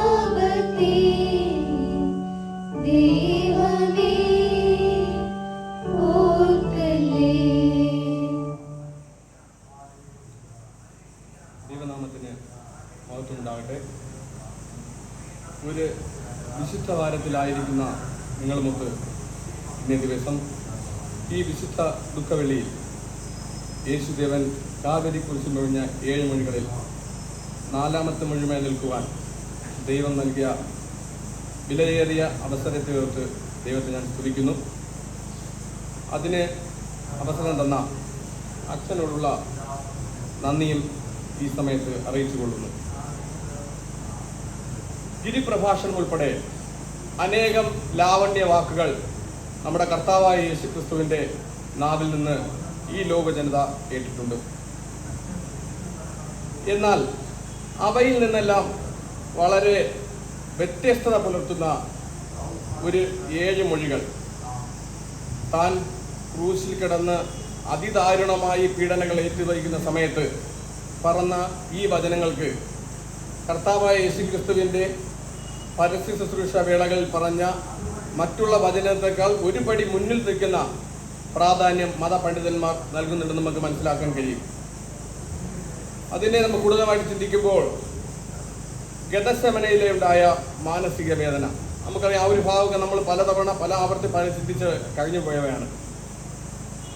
വിയർപ്പ് കണങ്ങൾ ചോരത്തുള്ളികളായിട്ട് നിലത്തി വീണ് നമുക്കവിടെ കാണാൻ കഴിയും. അതുപോലെ തന്നെ ഗെത്സമന മുതൽ കാൽവരി ക്രൂശ് വരെ കർത്താവായ യേശുക്രിസ്തു കഴിച്ച പീഡാനുഭവങ്ങൾ, ശരീരമൊക്കെ ഉഴവ് ചാല് പോലെ കീറിക്കളഞ്ഞു എന്നാണ് പറയുന്നത്. അതിലേറെ ആത്മീയമായിട്ടുള്ള വേദന ഇങ്ങനെ വ്യത്യസ്തമായ 3 തലങ്ങളിലുള്ള വേദനകൾ അനുഭവിച്ചുകൊണ്ടാണ് നമ്മുടെ കർത്താവ് യേശു ക്രിസ്തു കാൽവരി ക്രൂശിൽ നമുക്ക് വേണ്ടി യാഗമായി തീർന്നത്. ഇതിൽ നിന്ന് നമുക്ക് നിസ്സംശയം പറയാൻ പറ്റുന്ന ഒരു കാര്യമുണ്ട്. ഈ ലോക ചരിത്രത്തിൽ കഷ്ടതകളുടെ പൂർണ്ണത അനുഭവിച്ച ഏക വ്യക്തി നമ്മുടെ കർത്താവായ യേശു ക്രിസ്തു മാത്രമാണ്. നിൻ താപമൊക്കെയും തീർപ്പാൻ നിനക്കായി നന്മകളാഖിലവുമേകി. നിൻ താപമൊക്കെയും തീർപ്പാൻ നിനക്കായി നന്മകളാഖിലവുമേകി. അതിൻ ഫലമായി നീ നൽകിയെനിക്കായി ഘോരമാ മരക്കുരിശല്ലോ. അതിൻ ഫലമായി നീ നൽകിയെനിക്കായി ഘോരമാ മരക്കുരിശല്ലോ. എൻ പ്രിയതാതാ, എൻ പ്രിയതാതാ, എന്നെ നീ കൈവെടിഞ്ഞോ. എൻ പ്രിയതാതാ, എൻ പ്രിയതാതാ, എന്നെ നീ കൈവെടിഞ്ഞോ. പാനപാത്രം ഞാൻ കുടിപ്പാനും എൻ പ്രിയതാതാ ഹിതമോ കാണുക. ക്രൂശിൻ പാതയിൽ പാതയിൽ പാതയിൽ പാതയിൽ. ക്രിസ്തുവിന്റെ ഈ 4ാമത്തെ മൊഴിക്ക് ആധാരമായി തിരഞ്ഞെടുക്കുന്ന വേദഭാഗം വിശുദ്ധ മർക്കോസ് എഴുതിയ സുവിശേഷം 15-ാം അധ്യായം 34-ാം വാക്യം. മർക്കോസ് എഴുതിയ സുവിശേഷം 15-ാം അധ്യായം അതിൻ്റെ 34-ാം വാക്യം. എൻ്റെ ദൈവമേ, എൻ്റെ ദൈവമേ, നീ എന്നെ കൈവിട്ടതെന്ത് എന്നർത്ഥമുള്ള ഏലോഹി ഏലോഹി ലമ്മ സബക്താനി എന്ന് അത്യുച്ചത്തിൽ നിലവിളിച്ചു. കർത്താവിൻ്റെ ക്രൂശിലെ പീഡാനുഭവങ്ങളെ അല്ലെങ്കിൽ ആ ഒരു സമയത്തെ 2 ഭാഗങ്ങളായിട്ടാണ് തരംതിരിച്ചിരിക്കുന്നത്. അതിൽ 3-ാം മണി നേരം മുതൽ 6-ാം മണി നേരം വരെയുള്ളത് 1-ാമത്തെ ഭാഗവും 6-ാം മണി നേരം മുതൽ അതുപോലെ 9-ാം മണി നേരം വരുന്നത് 2-ാമത്തെ ഭാഗവും. അതിലെ ആദ്യ ഭാഗത്തിലാണ് നമ്മളെല്ലാവരും ശ്രമിച്ച 3 മൊഴികൾ പറയുന്നത്. അടുത്ത മൊഴികൾ 4-ാമത്തെ മൊഴി തൊട്ട് 2-ാമത്തെ ഭാഗത്തിലാണ് പറയുന്നത്. ഇതിലെ ആദ്യമായിട്ട് ഇതിലെ ഈ മൊഴികൾ തമ്മിലുള്ള ചില പ്രത്യേകതകൾ എന്താണ്? ഈ മൊഴികൾ തമ്മിൽ കുറേ പ്രത്യേകത നമുക്ക് കാണാൻ കഴിയും. ഒന്നാമതായിട്ട് ഇതിലെ 1-ാമത്തെയും 4-ാമത്തെയും അതുപോലെ 7-ാമത്തെ മൊഴികൾ പിതാവായ ദൈവത്തോട് പുത്രനായ ദൈവം പറയുന്നതാണ്. 2-ാമത്തെ മൊഴി എന്ന് പറയുന്നത് തന്നോടൊപ്പം ക്രൂശിക്കപ്പെട്ട കള്ളനോട് പുത്രനായ ദൈവം പറയുന്നതാണ്. 3-ാമത്തെ മൊഴി എന്ന് പറയുന്നത് തൻ്റെ അമ്മയോടും തൻ്റെ ശിഷ്യനായ യോഹന്നാനോട് പറയുന്നതും 5-ാമത്തെ മൊഴി തൻ്റെ ചുറ്റും കൂടി നിന്ന ആൾക്കാരോട് പറയുന്നതും 6-ാമത്തെ മൊഴി തന്നിലേക്ക് തന്നെ നോക്കി പറയുന്ന മൊഴി നമുക്ക് കാണാൻ കഴിയും. പിന്നെയും നമ്മൾ ഈ മൊഴികളെ നമ്മുടെ മൊഴിയെക്കുറിച്ച് നോക്കുമ്പോൾ 1-ാമത്തെ മൊഴിയിലും 7-ാമത്തെ മൊഴിയിലും എൻ്റെ പിതാവേ എന്ന് പറഞ്ഞാണ് ദൈവം പുത്രനായ ദൈവം പിതാവായ ദൈവത്തെ അഭിസംബോധന ചെയ്യുന്നത്. എന്നാൽ 4-ാമത്തെ മൊഴിയിൽ എൻ്റെ ദൈവമേ എന്ന് വിളിച്ചാൽ പറഞ്ഞുകൊണ്ടാണ്. കാരണം അത്രയ്ക്ക് അതികഠിനമായ വേദന അവിടെ കിടന്നുകൊണ്ട് അനുഭവിച്ചുകൊണ്ടാണ് കർത്താവ് യേശു ക്രിസ്തു ഇങ്ങനെ പറഞ്ഞ് നമുക്ക് മനസ്സിലാക്കാൻ കഴിയും. അഖിലച്ചൻ പറഞ്ഞതുപോലെ യേശു ക്രിസ്തുവിന്റെ ജീവചരിത്രം മത്തായി, മർക്കോസ്, ലൂക്കോസ്, യോഹന്നാൻ എന്നീ സുവിശേഷങ്ങളിൽ എഴുതപ്പെട്ടിട്ടുണ്ടെങ്കിലും ഈ ഒരു മൊഴി മർക്കോസ് എഴുതിയ സുവിശേഷത്തിലും അതുപോലെ തന്നെ മത്തായി എഴുതിയ സുവിശേഷത്തിലും മാത്രമേ രേഖപ്പെടുത്തിയിട്ടുള്ളൂ നമുക്ക് കാണാൻ കഴിയും. മത്തായി എഴുതിയ സുവിശേഷം 27-ാം അധ്യായത്തിലെ 46-ാമത്തെ വാക്യത്തിൽ ഏലി ഏലി ലമ്മ സബക്താനി എന്നും മർക്കോസ് എഴുതിയ സുവിശേഷം 14-ാം അധ്യായം അതിന്റെ 34-ാം വാക്യത്തിൽ ഏലോഹി ഏലോഹി ലമ്മ സബക്താനി എന്നുമാണ് രേഖപ്പെടുത്തിയിരിക്കുന്നത്. അപ്പോൾ ഇത് കേൾക്കുമ്പോൾ നമുക്ക് ചിലപ്പോൾ ഒരു സംശയം തോന്നും, ഇതിലേതാണ് ശരി എന്നൊരു സംശയം നമുക്കുണ്ടാവാൻ സാധ്യതയുണ്ട്. ഇതിന് രണ്ടിനും അർത്ഥം ഒന്ന് തന്നെയാണ് പറയുന്നതെങ്കിലും അവിടെ കൂടി നിന്ന ഈ ജനങ്ങൾ, ഒരു പരിധിവരെ യഹൂദന്മാർ തന്നെയാണ് അവിടെ കൂടി നിന്നത്. ഈ ജനങ്ങൾ ഈ യേശു ക്രിസ്തു പറഞ്ഞതിനെ തെറ്റിദ്ധരിച്ചതായിട്ട് നമുക്ക് കാണാൻ കഴിയും. അതായത് അവർ ഏലിയാവിനെ വിളിക്കുന്നതായിട്ടാണ് അവർ ചിന്തിക്കുന്നത്. അപ്പോൾ അങ്ങനെയാണ് ആ ഒരു ചിന്തയാണ് പറയുന്നതെങ്കിൽ ഏലിയാവിന്റെ പേരുമായി സാമ്യമുള്ളത് എന്നർത്ഥമുള്ള ഏലി നമ്മുടെ മത്തായി സുവിശേഷത്തിൽ കാണുന്ന ഏലി ഏലി ലമ്മ സബക്താനിയാണ് കൂടുതൽ ശരിയാണെന്ന് നമുക്ക് അനുമാനിക്കേണ്ടി വരും. ഏലി ഏലി ലമ്മാ സബക്താനി എന്നത് അരാമ്യ ഭാഷയിലാണ് രേഖപ്പെടുത്തിയിരിക്കുന്നത്. ഇതുമായി ബന്ധപ്പെട്ട് ഞാൻ നിങ്ങളോട് പറയാൻ ആഗ്രഹിക്കുന്നത് നമ്മുടെ ദൈവത്തിൻ്റെ സ്നേഹത്തെക്കുറിച്ച്, പിതാവായ ദൈവത്തിൻ്റെ സ്നേഹത്തെക്കുറിച്ച് തന്നെയാണ്. നമുക്കറിയാം, നമ്മൾ ഇവിടെ ഇരിക്കുന്നവരാരും മനുഷ്യനായി ജീവിച്ച ആര് തന്നെയായാലും ജീവിതത്തിൽ ഒരു തവണയെങ്കിലും പറയുകയോ ചിന്തിച്ചിട്ടുള്ളയോ ഒരു കാര്യമാണ് എൻ്റെ ദൈവമേ നീ എന്നെ കൈവിട്ടതുണ്ട്. ചിലപ്പോൾ ചില പ്രതിസന്ധി ഘട്ടം വരുമ്പോൾ അല്ലെങ്കിൽ നമുക്കൊരു ആവശ്യകത വരുമ്പോൾ നമ്മൾ പ്രതീക്ഷിക്കുന്ന കാര്യം നമ്മൾ നടക്കാതെ വരുമ്പോൾ അങ്ങനെ ആ സമയത്ത് നമ്മൾ പെട്ടെന്ന് പറഞ്ഞു പോകുന്ന ഒരു വാക്യമാണ് ദൈവമേ അല്ലെങ്കിൽ എൻ്റെ ദൈവമേ നീ എന്നെ കൈവിട്ടതുണ്ട്. എന്നാൽ അതിന് മറുപടി സുവിശേഷത്തിൽ വളരെ വ്യക്തമായിട്ട് കർത്താവ് യേശു ക്രിസ്തു തന്നെ പറയുന്നുണ്ട്, ലോകത്തിൽ കഷ്ടമുണ്ട് എങ്കിലും ധൈര്യപ്പെടുവിൻ, ഞാൻ ലോകത്തെ ജയിച്ചിരിക്കുന്നു. എവിടെ? കാൽവരിയിൽ നിന്ന്. അതുപോലെ തന്നെ മറ്റൊരു പ്രധാനപ്പെട്ട കാര്യം നമുക്കറിയാം, നമ്മുടെ പഴയ നിയമ സങ്കീർത്തനത്തിലേക്ക് വരുമ്പോൾ സങ്കീർത്തനം 22-ാം അധ്യായം അതിൻ്റെ 1-ാമത്തെ വാക്യം, എൻ്റെ ദൈവമേ നീ എന്നെ കൈവിട്ടതെന്ത്. ഇതേ വാക്യം ഏകദേശം 1000 വർഷങ്ങൾക്ക് മുമ്പ് ദാവീദ് സങ്കീർത്തനത്തിൽ അതായത് നമ്മുടെ കർത്താവായ യേശു ക്രിസ്തു അനുഭവിച്ച കഷ്ടങ്ങൾ ഏകദേശം നല്ല രീതിയിൽ നിർവഹിച്ചിട്ട് നമുക്ക് കാണാൻ കഴിയും. അതിൽ നമുക്ക് വ്യക്തമായി മനസ്സിലാകുന്ന ഒരു കാര്യമുണ്ട്, പഴയ നിയമത്തിൽ പുതിയ നിയമം ഒളിഞ്ഞിരിക്കുന്നു, അഥവാ പുതിയ നിയമം പഴയ നിയമത്തെ വെളിപ്പെടുത്തുന്നത് നമുക്ക് മനസ്സിലാക്കാൻ കഴിയും. ഇതേ സങ്കീർത്തനക്കാരൻ ദാവീദ് തന്നെ ഇതേ അധ്യായത്തിൽ 22-ാം അധ്യായത്തിൽ 24-ാമത്തെ വാക്യത്തിൽ ഇപ്രകാരം എഴുതിയിരിക്കുന്നു, യഹോവയുടെ മുഖം എനിക്ക് മറച്ചിട്ടില്ല, ഞാൻ വിളിക്കുമ്പോഴേക്ക് കേൾക്കെത്ര ചെയ്തത്. ക്ഷണനേരത്തേക്കെങ്കിലും ദൈവം നമ്മെ കൈവിട്ടും നമ്മൾ പറയുമ്പോഴും നമ്മളെ ചേർത്തുകൊള്ളുന്ന ഒരു ദൈവത്തിലേക്ക് നമുക്ക് മുന്നേറാൻ സാധിക്കും. മറ്റൊരു ചിന്തയിലേക്ക് വരുമ്പോൾ ഈ വാക്യത്തിലൂടെ നമ്മളെ സ്നേഹിക്കുന്ന ഒരു ദൈവത്തെ നമുക്ക് കാണുവാൻ സാധിക്കുമെന്ന് മനസ്സിലാക്കാൻ കഴിയും. ദൈവം സ്നേഹമാണ്. പുത്രനായ ദൈവത്തെ നമുക്ക് നൽകിക്കൊണ്ട് ദൈവം നമ്മെ സ്നേഹിച്ചതായി നമുക്ക് കാണാൻ കഴിയും. ക്രൂശുമായി ബന്ധപ്പെട്ട് യേശു ക്രിസ്തു പറഞ്ഞ മൊഴിയുടെ ആഴം വളരെ വലുതാണെന്ന് നമുക്ക് തന്നെ അറിയാം. എന്നാൽ ആ ആഴത്തിനപ്പുറമായിട്ട് നമ്മെ എല്ലാവരെയും സ്നേഹിക്കുന്ന ദൈവത്തിൻ്റെ അളവറ്റ സ്നേഹത്തെ പറ്റി നമുക്ക് അറിവിനായിട്ട് കഴിയും. ഒരുപക്ഷെ കർത്താവ് യേശു ക്രിസ്തുവിൻ്റെ ആ പീഡനങ്ങളെല്ലാം സഹിച്ചുകൊണ്ടുള്ള അതിക്രൂരമായ വേദനയിലായിരിക്കാം എൻ്റെ ദൈവമേ നീ എന്നെ കൈവിട്ടതെന്ന് കർത്താവ് യേശു ക്രിസ്തു പറഞ്ഞത്. എന്നാൽ പ്രിയമുള്ളവരെ, ഈ കേൾക്കുന്ന വചനങ്ങൾ എൻ്റെ ദൈവമേ എന്നുള്ള വാക്യം മനുഷ്യപുത്രൻ്റെ ഒരു രോദനത്തിന് അപ്പുറമായിട്ട് നമ്മെ സ്നേഹിച്ചു എന്നതിൻ്റെ തെളിവായി നമുക്ക് ഉൾക്കൊള്ളുവാൻ സാധിക്കുമ്പോൾ നമ്മുടെ ജീവിതം നിസ്തുലമായി തീരാൻ കാരണമാകുന്നു. ഈ ചോദ്യം എന്ന് പറയുന്നത് മനുഷ്യപുത്രൻ ദൈവത്തോട് ചോദിച്ച ചോദ്യമാണ്. അതിന് ഉത്തരം നൽകേണ്ടത് ഉത്തരവാദിത്വവും പിതാവായ ദൈവത്തിനോട് നമുക്ക് മനസ്സിലാക്കാൻ കഴിയും. എന്നാൽ നമുക്ക് മനസ്സിലാക്കാൻ കഴിയും 2 ദിവസത്തെ നല്ല താമസമുണ്ടായെങ്കിലും 3-ാം നാൾ തൻ്റെ പുത്രനെ പുനരുത്ഥാനത്തിലൂടെ ഉയർപ്പിച്ചുകൊണ്ട് ദൈവം പുത്രനോട് കരുണ കാണുന്ന അല്ലെങ്കിൽ മഹത്വപ്പെടുത്തുന്ന ഒരു അനുഭവം നമുക്ക് കാണുവാൻ സാധിക്കുന്നതായി കാണാം. സ്വന്തം പുത്രനെ നൽകിക്കൊണ്ട് ഈ വാക്യത്തിലൂടെ നമ്മളെ സ്നേഹിക്കുന്ന ദൈവത്തെ നമുക്ക് കാണാൻ കഴിയും. അടുത്തതായിട്ട് ഇനി യേശു ചോദിക്കുകയാണ്, എന്നെ എന്തിന് കൈവിട്ടു എന്ന ചോദ്യത്തിന് അവിടത്തെ വീണ്ടും കൊണ്ട് പുനരുത്ഥാനത്തിലൂടെ ഉയർപ്പിച്ചുകൊണ്ട് പുത്രനെ പിതാവിലേക്ക് ചേർത്തുകൊണ്ട പിതാവായ ദൈവത്തിൻ്റെ സ്നേഹത്തെ നമുക്കവിടെ കാണാൻ കഴിയും. താൻ അനുഭവിച്ച സകല കഷ്ടപ്പാടുകളും മനുഷ്യരുടെ പാപവിമോചനത്തിന് വേണ്ടിയുള്ളതാണെന്ന് മുദ്രയിട്ടുകൊണ്ട് ദൈവപുത്രനെ സ്നേഹിച്ച ഒരു ദൈവത്തെ നമുക്കവിടെ കാണുവാൻ സാധിക്കും. ആ സ്നേഹത്തിൽ നമുക്ക് കൂടുതൽ അടുക്കാം. അതിന് ദൈവമേ നമ്മെ ഏവരെ സമൃദ്ധി അനുഗ്രഹിക്കട്ടെ എന്ന് പറഞ്ഞുകൊണ്ട് ഞാൻ എൻ്റെ ചിന്തയിൽ നിന്ന് ഇതും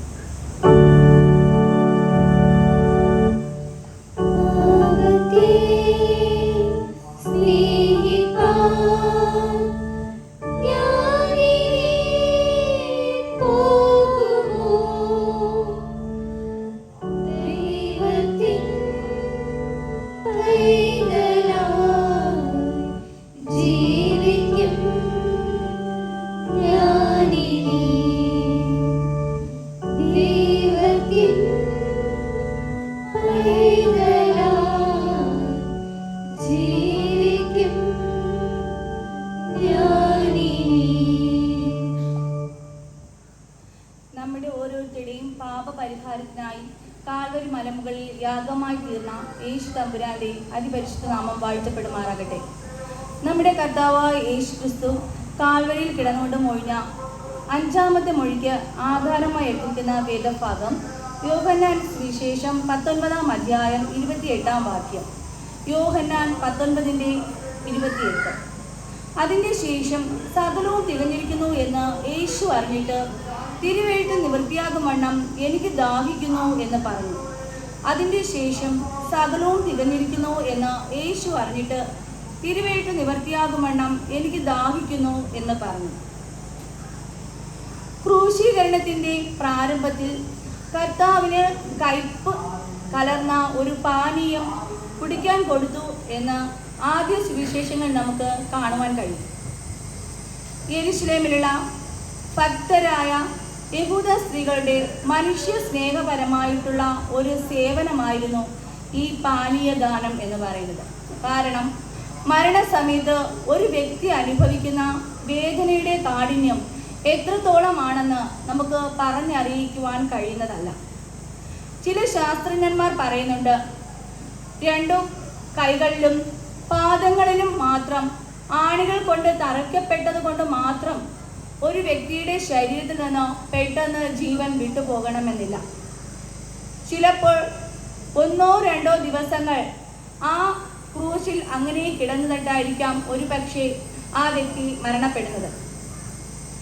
ഇങ്ങനെ ക്രൂശിൽ കിടക്കുന്ന വേളകളിൽ കഴുകൻ, പരുന്ത് മുതലായ പക്ഷികൾ ഒരു പക്ഷേ കണ്ണ്, മുഖം, ശരീരത്തിൻ്റെ വിവിധ ഭാഗങ്ങൾ കൊത്തിപ്പറിക്കാനുള്ള സാഹചര്യമുണ്ട്.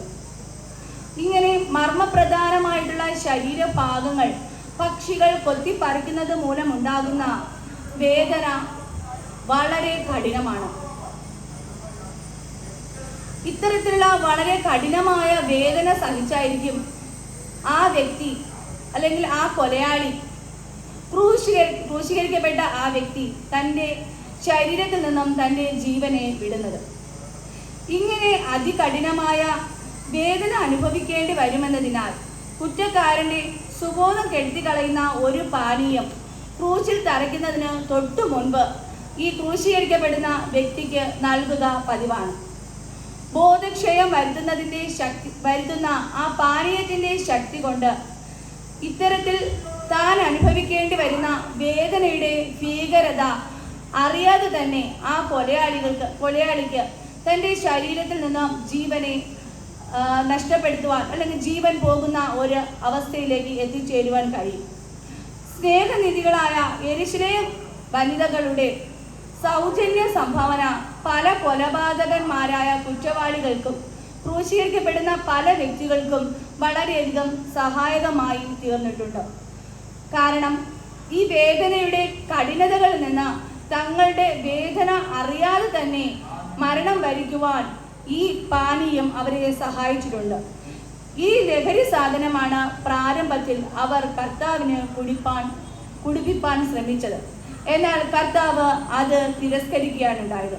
കാരണം ഊനമില്ലാത്ത കുഞ്ഞാടായി മനുഷ്യവർഗത്തിനു വേണ്ടി യാഗമായി തീരുക എന്നുള്ളതാണ് നമ്മുടെ കർത്താവായ യേശു ക്രിസ്തുവിൻ്റെ ജനന ഉദ്ദേശം എന്ന് പറയുന്നത്. പൂർണ്ണ ശക്തിയോടും പൂർണ്ണ മനസ്സോടും കൂടെ തന്നെ അയച്ചവൻ്റെ ഇഷ്ടം ചെയ്യണമെന്നത് കർത്താവ് നിശ്ചയിച്ചിരുന്ന ഒരു കാര്യമാണ്. മന്ദബുദ്ധിയായിട്ടും ബോധരഹിതനായിട്ടും അത് ചെയ്യുവാൻ കർത്താവിന് തീരെ ഇഷ്ടമില്ലായിരുന്നു. അതുകൊണ്ട് തന്നെയാണ് കർത്താവ് ആ ലഹരി കലർന്ന ആ പാനീയം തൻ്റെ ബോധത്തെ നശിപ്പിച്ച് കളയുന്ന വേദനയുടെ കാഠിന്യം കുറയ്ക്കുവാൻ വേണ്ടി നൽകുന്ന ആ പാനീയത്തെ തിരസ്കരിച്ചത്. പാപത്തിന് മറുവിലയായി തീരുന്നതിന് നമ്മുടെ കർത്താവായ യേശു ക്രിസ്തുവിൽ 3 പ്രത്യേകതകൾ ഉണ്ടായിരുന്നു. ഒന്നാമത്തേത് യേശുവിൻ്റെ തികഞ്ഞ മനുഷ്യത്വം, രണ്ടാമത്തേത് കർത്താവിൻ്റെ പാപരാഹിത്യം, മൂന്നാമത്തേത് ദൈവപുത്രത്വം.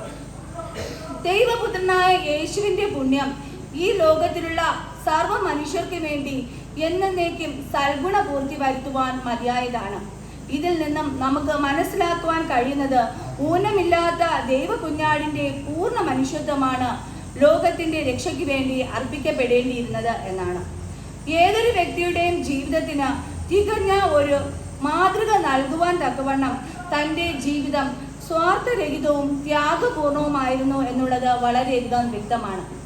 പക്ഷേ ഉത്തമനായ ഒരു വ്യക്തിയുടെ ജീവിത വിശുദ്ധി കൊണ്ട് മാത്രം പാപത്തിൽ നിബന്ധിച്ച മാനവരാശിയുടെ ഉദ്ധാരണം സാധ്യമാവുകയില്ല. അതിനേക്കാൾ ശ്രേഷ്ഠവും ദിവ്യവുമായ ഒരു ആത്മീക ബലം ആവശ്യമാണ്. അത് ദൈവപുത്രനായ ക്രിസ്തുവിൻ്റെ ആളത്വത്തിൽ സ്ഥിതി ചെയ്യുന്നു. പാപത്തിന് യാഗമായി അർപ്പിക്കപ്പെടുവാൻ ദൈവപുത്രന് ഒരു ശരീരം ആവശ്യമായിരുന്നു. ക്രിസ്തുദേവന് അവതരിക്കാനും വസിക്കാനുമുള്ള ശരീരം ദൈവികവും അമാനുഷികമായും ഒരുക്കപ്പെട്ടു എന്നുള്ളത് നമുക്ക് അറിയാവുന്നതാണ്.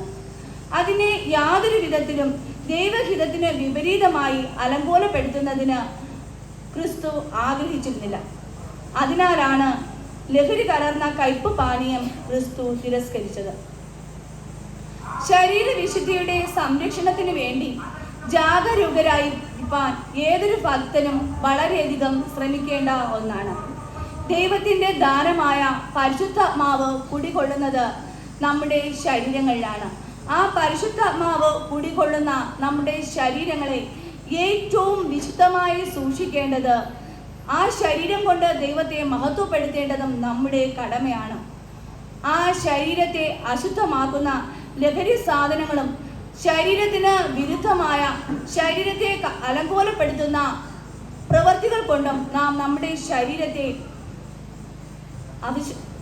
വിശുദ്ധം അല്ലാതാക്കുവാൻ ശ്രമിക്കുവാൻ പാടില്ല.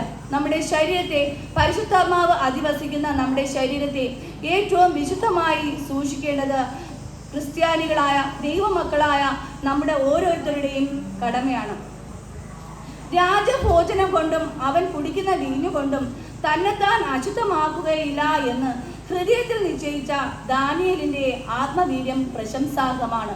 നാമും ഇപ്രകാരം ദാനിയേലിനെ പോലെ നമ്മുടെ ശരീരങ്ങളെ അശുദ്ധമാക്കില്ല എന്നുള്ള ഒരു ദൃഢനിശ്ചയത്തിൽ ആയിരിക്കേണ്ടത് വളരെയധികം അത്യാവശ്യമാണ്. അധർമ്മത്തിന്റെ വ്യാപാര ശക്തി അത്യുച്ചകോടിയിൽ നിൽക്കുന്ന ഈ കാലഘട്ടത്തിൽ ദൃഢനിശ്ചയമുള്ള വിശ്വാസ വീരന്മാരായ ധൈര്യശാലികൾക്ക് മാത്രമേ ഈ ലോകത്തിലുള്ള പരീക്ഷകളെ അതിജീവിച്ച് നിലനിൽക്കുവാൻ കഴിയുകയുള്ളൂ. അല്പം വിഷം രക്തത്തിൽ കലർന്നാൽ അത് ശരീരത്തിന്റെ എല്ലായിടത്തേക്കും വ്യാപിക്കുകയും അതുവഴി നമ്മുടെ ശരീരത്തിൽ നിന്ന് ജീവൻ നഷ്ടമാവുകയും ചെയ്യുന്നത് നമുക്ക് അറിയാവുന്ന ഒന്നാണ്. നമ്മുടെ ജീവൻ സ്ഥിതി ചെയ്യുന്നത് രക്തത്തിലാണ്. രക്തത്തെ അശുദ്ധമാക്കുന്നതെല്ലാം ജീവഹാനിക്ക് ഇടയാക്കുന്നതും ജീവന്റെ ഉടമസ്ഥനായ ദൈവത്തെ അവഹേളിക്കുന്നതുമാണ്. സകല ജഡത്തിൻ്റെയും ജീവൻ അതിൻ്റെ ജീവനാധാരമായ രക്തം തന്നെയാണ്. കർത്താവ് കയ്പ് കലർന്ന വീഞ്ഞ് കുടിച്ചില്ല എന്ന് ആദ്യത്തെ 2 സുവിശേഷകന്മാരും രേഖപ്പെടുത്തിയിട്ടുണ്ട്. തൻ്റെ ജീവനെ അശുദ്ധമാക്കുവാൻ കർത്താവിന് ഇഷ്ടമില്ലായിരുന്നു. എന്നാൽ ഇപ്പോൾ ഇതാ എനിക്ക് ദാഹിക്കുന്നു എന്ന് പറഞ്ഞ് കുടിക്കാൻ ചോദിക്കുന്നതായും കുടിച്ചതായും യോഹന്നാൻ പ്രസ്താവിക്കുന്നുണ്ട്. ഇവിടെ പുളിച്ച വീഞ്ഞ് കുടിച്ചതായി പറഞ്ഞിരിക്കുന്നത് ദാഹം ശമിപ്പിക്കുന്നതിനുള്ള ഒരു പ്രത്യേക പാനീയം കുടിച്ചതിനെ പറ്റിയാണ്. ഉഷ്ണ മരുഭൂമിയിൽ സഞ്ചരിക്കുന്ന പടയാളികളും തൊഴിലാളികളും തങ്ങൾ പോകുന്നിടത്തെല്ലാം ഈ പാനീയം കൂടെ കരുതാറുണ്ട്. ദേശത്തെ സർവത്ര വിഭ്രമിച്ച 3 മണിക്കൂർ നേരത്തെ അന്ധകാരത്തിന് ശേഷം എനിക്ക് ദാഹിക്കുന്നു എന്ന് കർത്താവ് വിളിച്ചു പറഞ്ഞു. മരണസമയത്തുണ്ടാകുന്ന ദാഹം പോലെ അത്ര ദുസ്സഹമായ മറ്റൊരു പാരവശ്യവും ഇല്ലെന്ന് പറയപ്പെടുന്നു. അതുകൊണ്ട് തന്നെ ആവാം മരണാസന്നരായി അന്ത്യശ്വാസം വലിക്കുന്ന വ്യക്തികൾക്ക് ഇടയ്ക്കിടെ വെള്ളം തൊട്ടുകൊടുക്കുന്നത്. പ്രത്യേകിച്ച് ക്രൂശിൽ തറയ്ക്കപ്പെട്ട ഒരു മനുഷ്യന്റെ ദാഹം വളരെ കഠിനമാണ്. 2 കൈകളിൽ തറച്ചിട്ടുള്ള ആണികളിൽ മാത്രമാണ് ശരീരഭാഗം ഇങ്ങനെ തൂങ്ങി നിൽക്കുന്നത്. ഞരമ്പുകളെല്ലാം ഭാരം കൊണ്ട് വലിഞ്ഞ് സന്ധിബന്ധങ്ങൾ വേർപ്പെടുവാൻ തുടങ്ങുകയാണ്. ഈ നിലയിൽ ശ്വാസം താഴെ നിന്നും മുകളിലേക്ക് വരിക എന്നുള്ളത് വളരെ ദുഷ്കരമായിട്ടുള്ള ഒരു അനുഭവമാണ്. വളരെ ശ്രമകരമായിട്ടുള്ള ഒന്നാണ് ശബ്ദം പുറത്തേക്ക് വരിക എന്നുള്ളത്. ഈ വളരെയധികം കഠിനമായിട്ടുള്ള ഈ വേളയിലാണ് ക്രിസ്തു ഇങ്ങനെ പറയുന്നത്, എനിക്ക് ദാഹിക്കുന്നു എന്ന് നിലവിളിക്കുന്നത്. അത്രത്തോളം വേദന ക്രിസ്തു അനുഭവിച്ച് ആ ശബ്ദം പുറത്തേക്ക് വരണമെങ്കിൽ എത്രത്തോളം വേദനയാണ് നമ്മുടെ കർത്താവായ ക്രിസ്തു ആ 3 ആണിമേൽ കിടന്നുകൊണ്ട് അനുഭവിച്ചത് എന്നുള്ളത് നമുക്ക് ഏവർക്കും ചിന്തിക്കാവുന്നതാണ്. നമ്മുടെ ആത്മപ്രിയന്റെ ദാഹശമനത്തിന് അല്പം പുളിച്ച വീഞ്ഞ് നൽകിയ ആ വ്യക്തിയോട് ക്രിസ്തുവിന് എന്തുമാത്രം സ്നേഹം തോന്നിയിരിക്കാം. അങ്ങനെയുള്ള ഒരു അവസരം നമുക്ക് കിട്ടിയിരുന്നുവെങ്കിൽ, അങ്ങനെയുള്ള ഒരു സേവനം ചെയ്യുവാൻ നമ്മുടെ കർത്താവിന് ചെയ്യുവാൻ വേണ്ടിയിട്ട് നമുക്കൊരു അവസരം ലഭിച്ചിരുന്നു എങ്കിൽ എന്ന് ആഗ്രഹിക്കാത്ത ഒരു ക്രിസ്ത്യാനിയും ഉണ്ടാവുകയില്ല.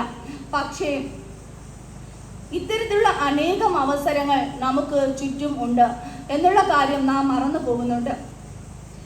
എൻ്റെ ഈ ഏറ്റവും ചെറിയ സഹോദരന്മാരിൽ ഒരുത്തന് നിങ്ങൾ ചെയ്തിടത്തോളം എല്ലാം എനിക്ക് ചെയ്തു എന്ന് പറഞ്ഞ രക്ഷകൻ ദുരിതത്തിലും പ്രയാസത്തിലും ഇരിക്കുന്ന ഏതൊരുവനും നാം ചെയ്യുന്നതെല്ലാം തനിക്കായി ചെയ്തതായിട്ടത്രേ പരിഗണിക്കുന്നത്.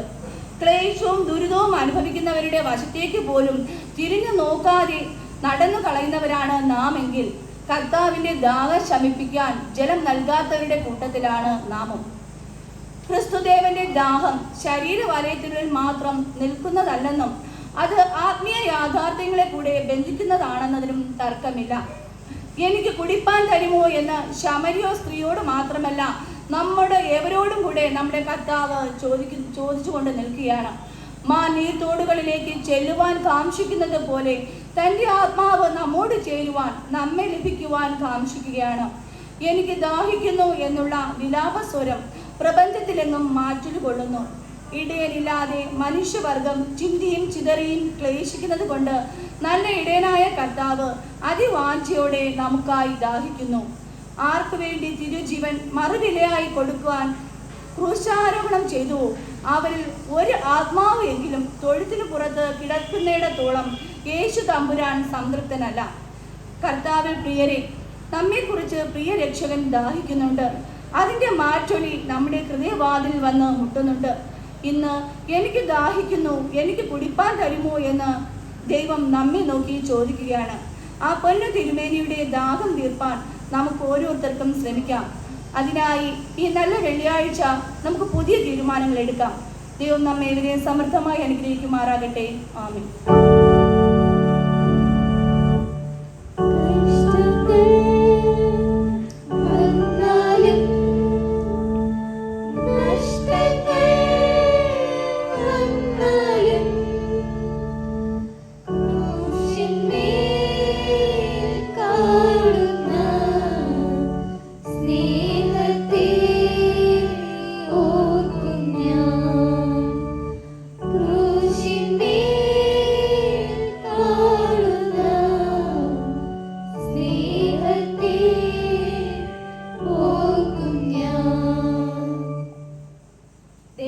പരിശുദ്ധമായ നാമം വാഴ്ത്തപ്പെടുമാറാകട്ടെ. ക്രിസ്തീയ സഭകൾ ഒന്നടങ്കം ഇന്നേ ദിവസം ക്രൂശിതനാഥനെ ധ്യാനിക്കുമ്പോൾ ക്രൂശിലെ മൊഴികൾ നമ്മെ യേശുവിൻ്റെ ജീവിതത്തിലേക്ക്, അവൻ്റെ ദർശനങ്ങളിലേക്ക് നമ്മെ നയിക്കുകയാണ് ചെയ്യുന്നത്. യേശുവിൻ്റെ ജീവിത ലക്ഷ്യങ്ങളുടെയും അതുപോലെ തന്നെ യേശുവിൻ്റെ ദൗത്യത്തിൻ്റെയും പൂർണ്ണമായ രൂപം നമുക്ക് ക്രൂശിൽ ദർശിക്കുവാനായിട്ട് സാധിക്കും. നാം ഇപ്പോൾ 6ാമത്തെ മൊഴിയാണ് ധ്യാനിക്കുവാനായി പോകുന്നത്. വിശുദ്ധ യോഹന്നാൻ എഴുതിയ സുവിശേഷം 19-ാം അധ്യായം 30-ാം വാക്യം. യേശു പറഞ്ഞു, സകലതും നിവർത്തിയായി. ഇറ്റ് ഈസ് ഫിനിഷ്ഡ് എന്ന ഇംഗ്ലീഷ് പദത്തിന് തത്തുല്യമായ ഗ്രീക്ക് പദമാണ് ടെറ്റലേസ്റ്റായി എന്നത്.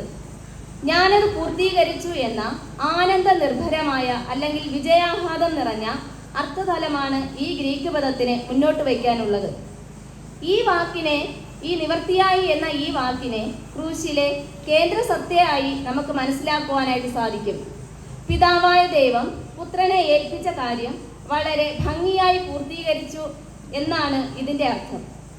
എന്തെല്ലാമാണ് പൂർത്തിയായത്? ഇതിനെ ആസ്പദമാക്കി 4 കാര്യങ്ങൾ നമുക്ക് ചിന്തിക്കുവാനായിട്ട് കഴിയും. ഒന്നാമതായി, ന്യായപ്രമാണം പൂർത്തിയായി.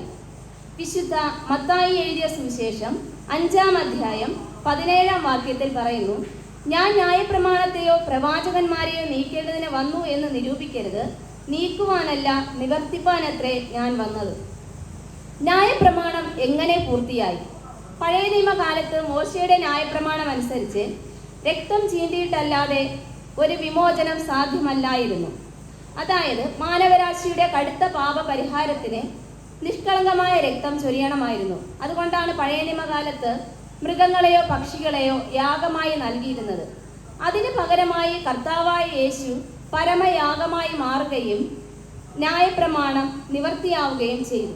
അതായത് ഒന്നാമത്തെ കാര്യം, അതായത് ന്യായപ്രമാണം നിവർത്തിയായി. രണ്ടാമതായി, ഗലാത്യർ 3-ാം അധ്യായം 13-ാം വാക്യം.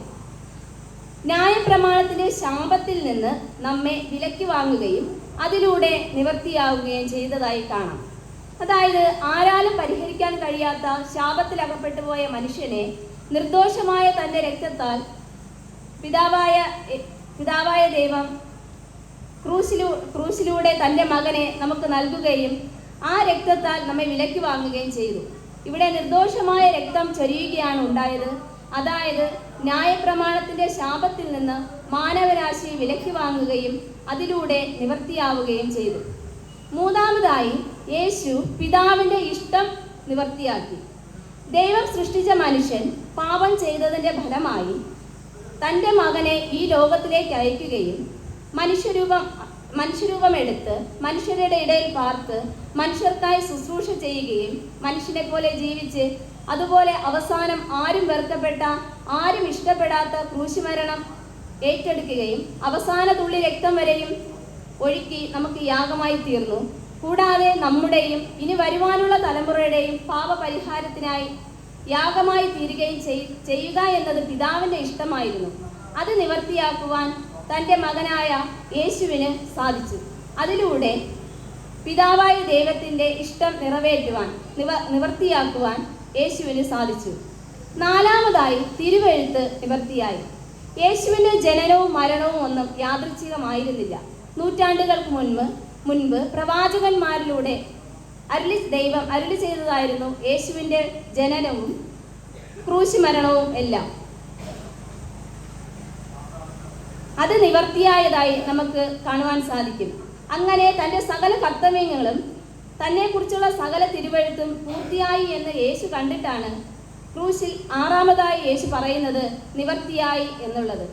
ആർക്കും സഹിക്കാൻ കഴിയാത്ത നിന്ദകളും പരിഹാസങ്ങളും താൻ ഏറ്റുവാങ്ങി ശരീരമാസകലം മുറുക്കപ്പെട്ട് അവസാന തുള്ളി രക്തം വരെയും ഒഴുക്കപ്പെട്ട് ഭൂമിക്കും ആകാശത്തിനും മധ്യേ ക്രൂശിൽ തൂങ്ങപ്പെട്ടവനായി മരിക്കുക എന്നത് തിരുവെഴുത്തായിരുന്നു. അതുകൊണ്ട് യെശയ്യാ പ്രവാചകന്റെ പുസ്തകത്തിൽ നമുക്ക് കാണാൻ കഴിയുന്നത് അവൻ്റെ അടിപ്പിണരാൽ നമുക്ക് സൗഖ്യം വന്നിരിക്കുന്നു എന്നാണ്. ക്രൂശിൽ കിടക്കുമ്പോഴും ചരിത്രം പറയുന്നത് ഒറ്റക്കണ്ണനായ ഒരു പടയാളി യേശുവിൻ്റെ വിലാപ്പുറത്ത് കുത്തുമ്പോൾ ആ രക്തം ആ ഒറ്റക്കണ്ണനായ പടയാളിയുടെ കണ്ണിൽ വീഴുകയും അവൻ സൗഖ്യമുള്ളവനായി തീരുകയും ചെയ്തു എന്നുള്ളത്. അങ്ങനെ സകല തിരുവെഴുത്തും നിവർത്തിയായതായി കാണാം. പഴയ നിയമത്തിൽ ഉൽപ്പത്തി പുസ്തകം 2-ാം അധ്യായം 2-ാം വാക്യത്തിൽ നമുക്ക് കാണാൻ കഴിയും, പിതാവായ ദൈവം സകലവും സൃഷ്ടിച്ച് 7-ാം ദിവസം പറയുന്നുണ്ട് നിവർത്തനായി എന്ന്. പുതിയ നിയമം പരിശോധിക്കുമ്പോൾ ക്രൂശിതനായ യേശു പറയുന്നുണ്ട് നിവർത്തിയായി എന്ന്. പ്രിയമുള്ളവരെ, പിതാവ് തന്നെ ഏൽപ്പിച്ച ഉത്തരവാദിത്തങ്ങൾ മുഴുവനും പൂർത്തിയാക്കി മാനവരാശിയുടെ പാപപരിഹാരത്തിനായി യാഗമായി നമുക്ക് വേണ്ടി ഇത്രയും ത്യാഗങ്ങൾ സഹിച്ച യേശുവിനായി നമുക്ക് ജീവിക്കാം. യേശുവിൻ്റെ ഒരു വിജയ പ്രസ്താവനയാണ് ഈ സകലവും പൂർത്തിയായി എന്നുള്ള ഈ വചനം. അതിനായി ഈ 6-ാമത്തെ മൊഴി എല്ലാവരെയും പ്രാപ്തരാക്കട്ടെ എന്ന് പ്രാർത്ഥിച്ചുകൊണ്ട് ഞാൻ എൻ്റെ വാക്കുകൾ നിർത്തുന്നു. ആമേൻ.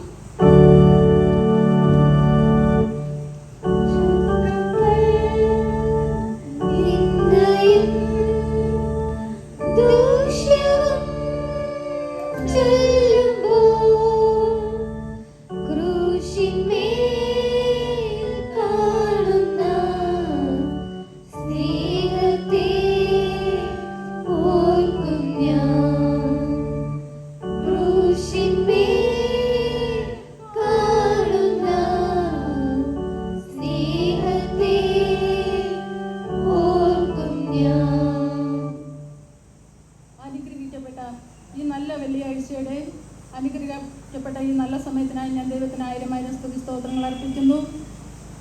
ക്രൂശിൽ യേശുദേവൻ മൊഴിഞ്ഞ 7 മൊഴികളിൽ 7-ാമത്തെ മൊഴി ധ്യാനിക്കുവാൻ എനിക്ക് അവസരം തന്ന അച്ഛനോടുള്ള നന്ദി അറിയിച്ചു കൊള്ളുന്നു. വളരെ മനോഹരവും അർത്ഥവത്വവുമായ 6 ചിന്തകൾ 6 പേരിലൂടെ നമ്മൾ കേൾക്കുകയുണ്ടായി. എല്ലാവരും വളരെ സന്തോഷത്തിലും അതിലുപരി വിശപ്പിൻ്റെ ഉൾവിളിയോടും കൂടി ആയിരിക്കുന്നു എന്ന് ഞാൻ വിശ്വസിക്കുന്നു.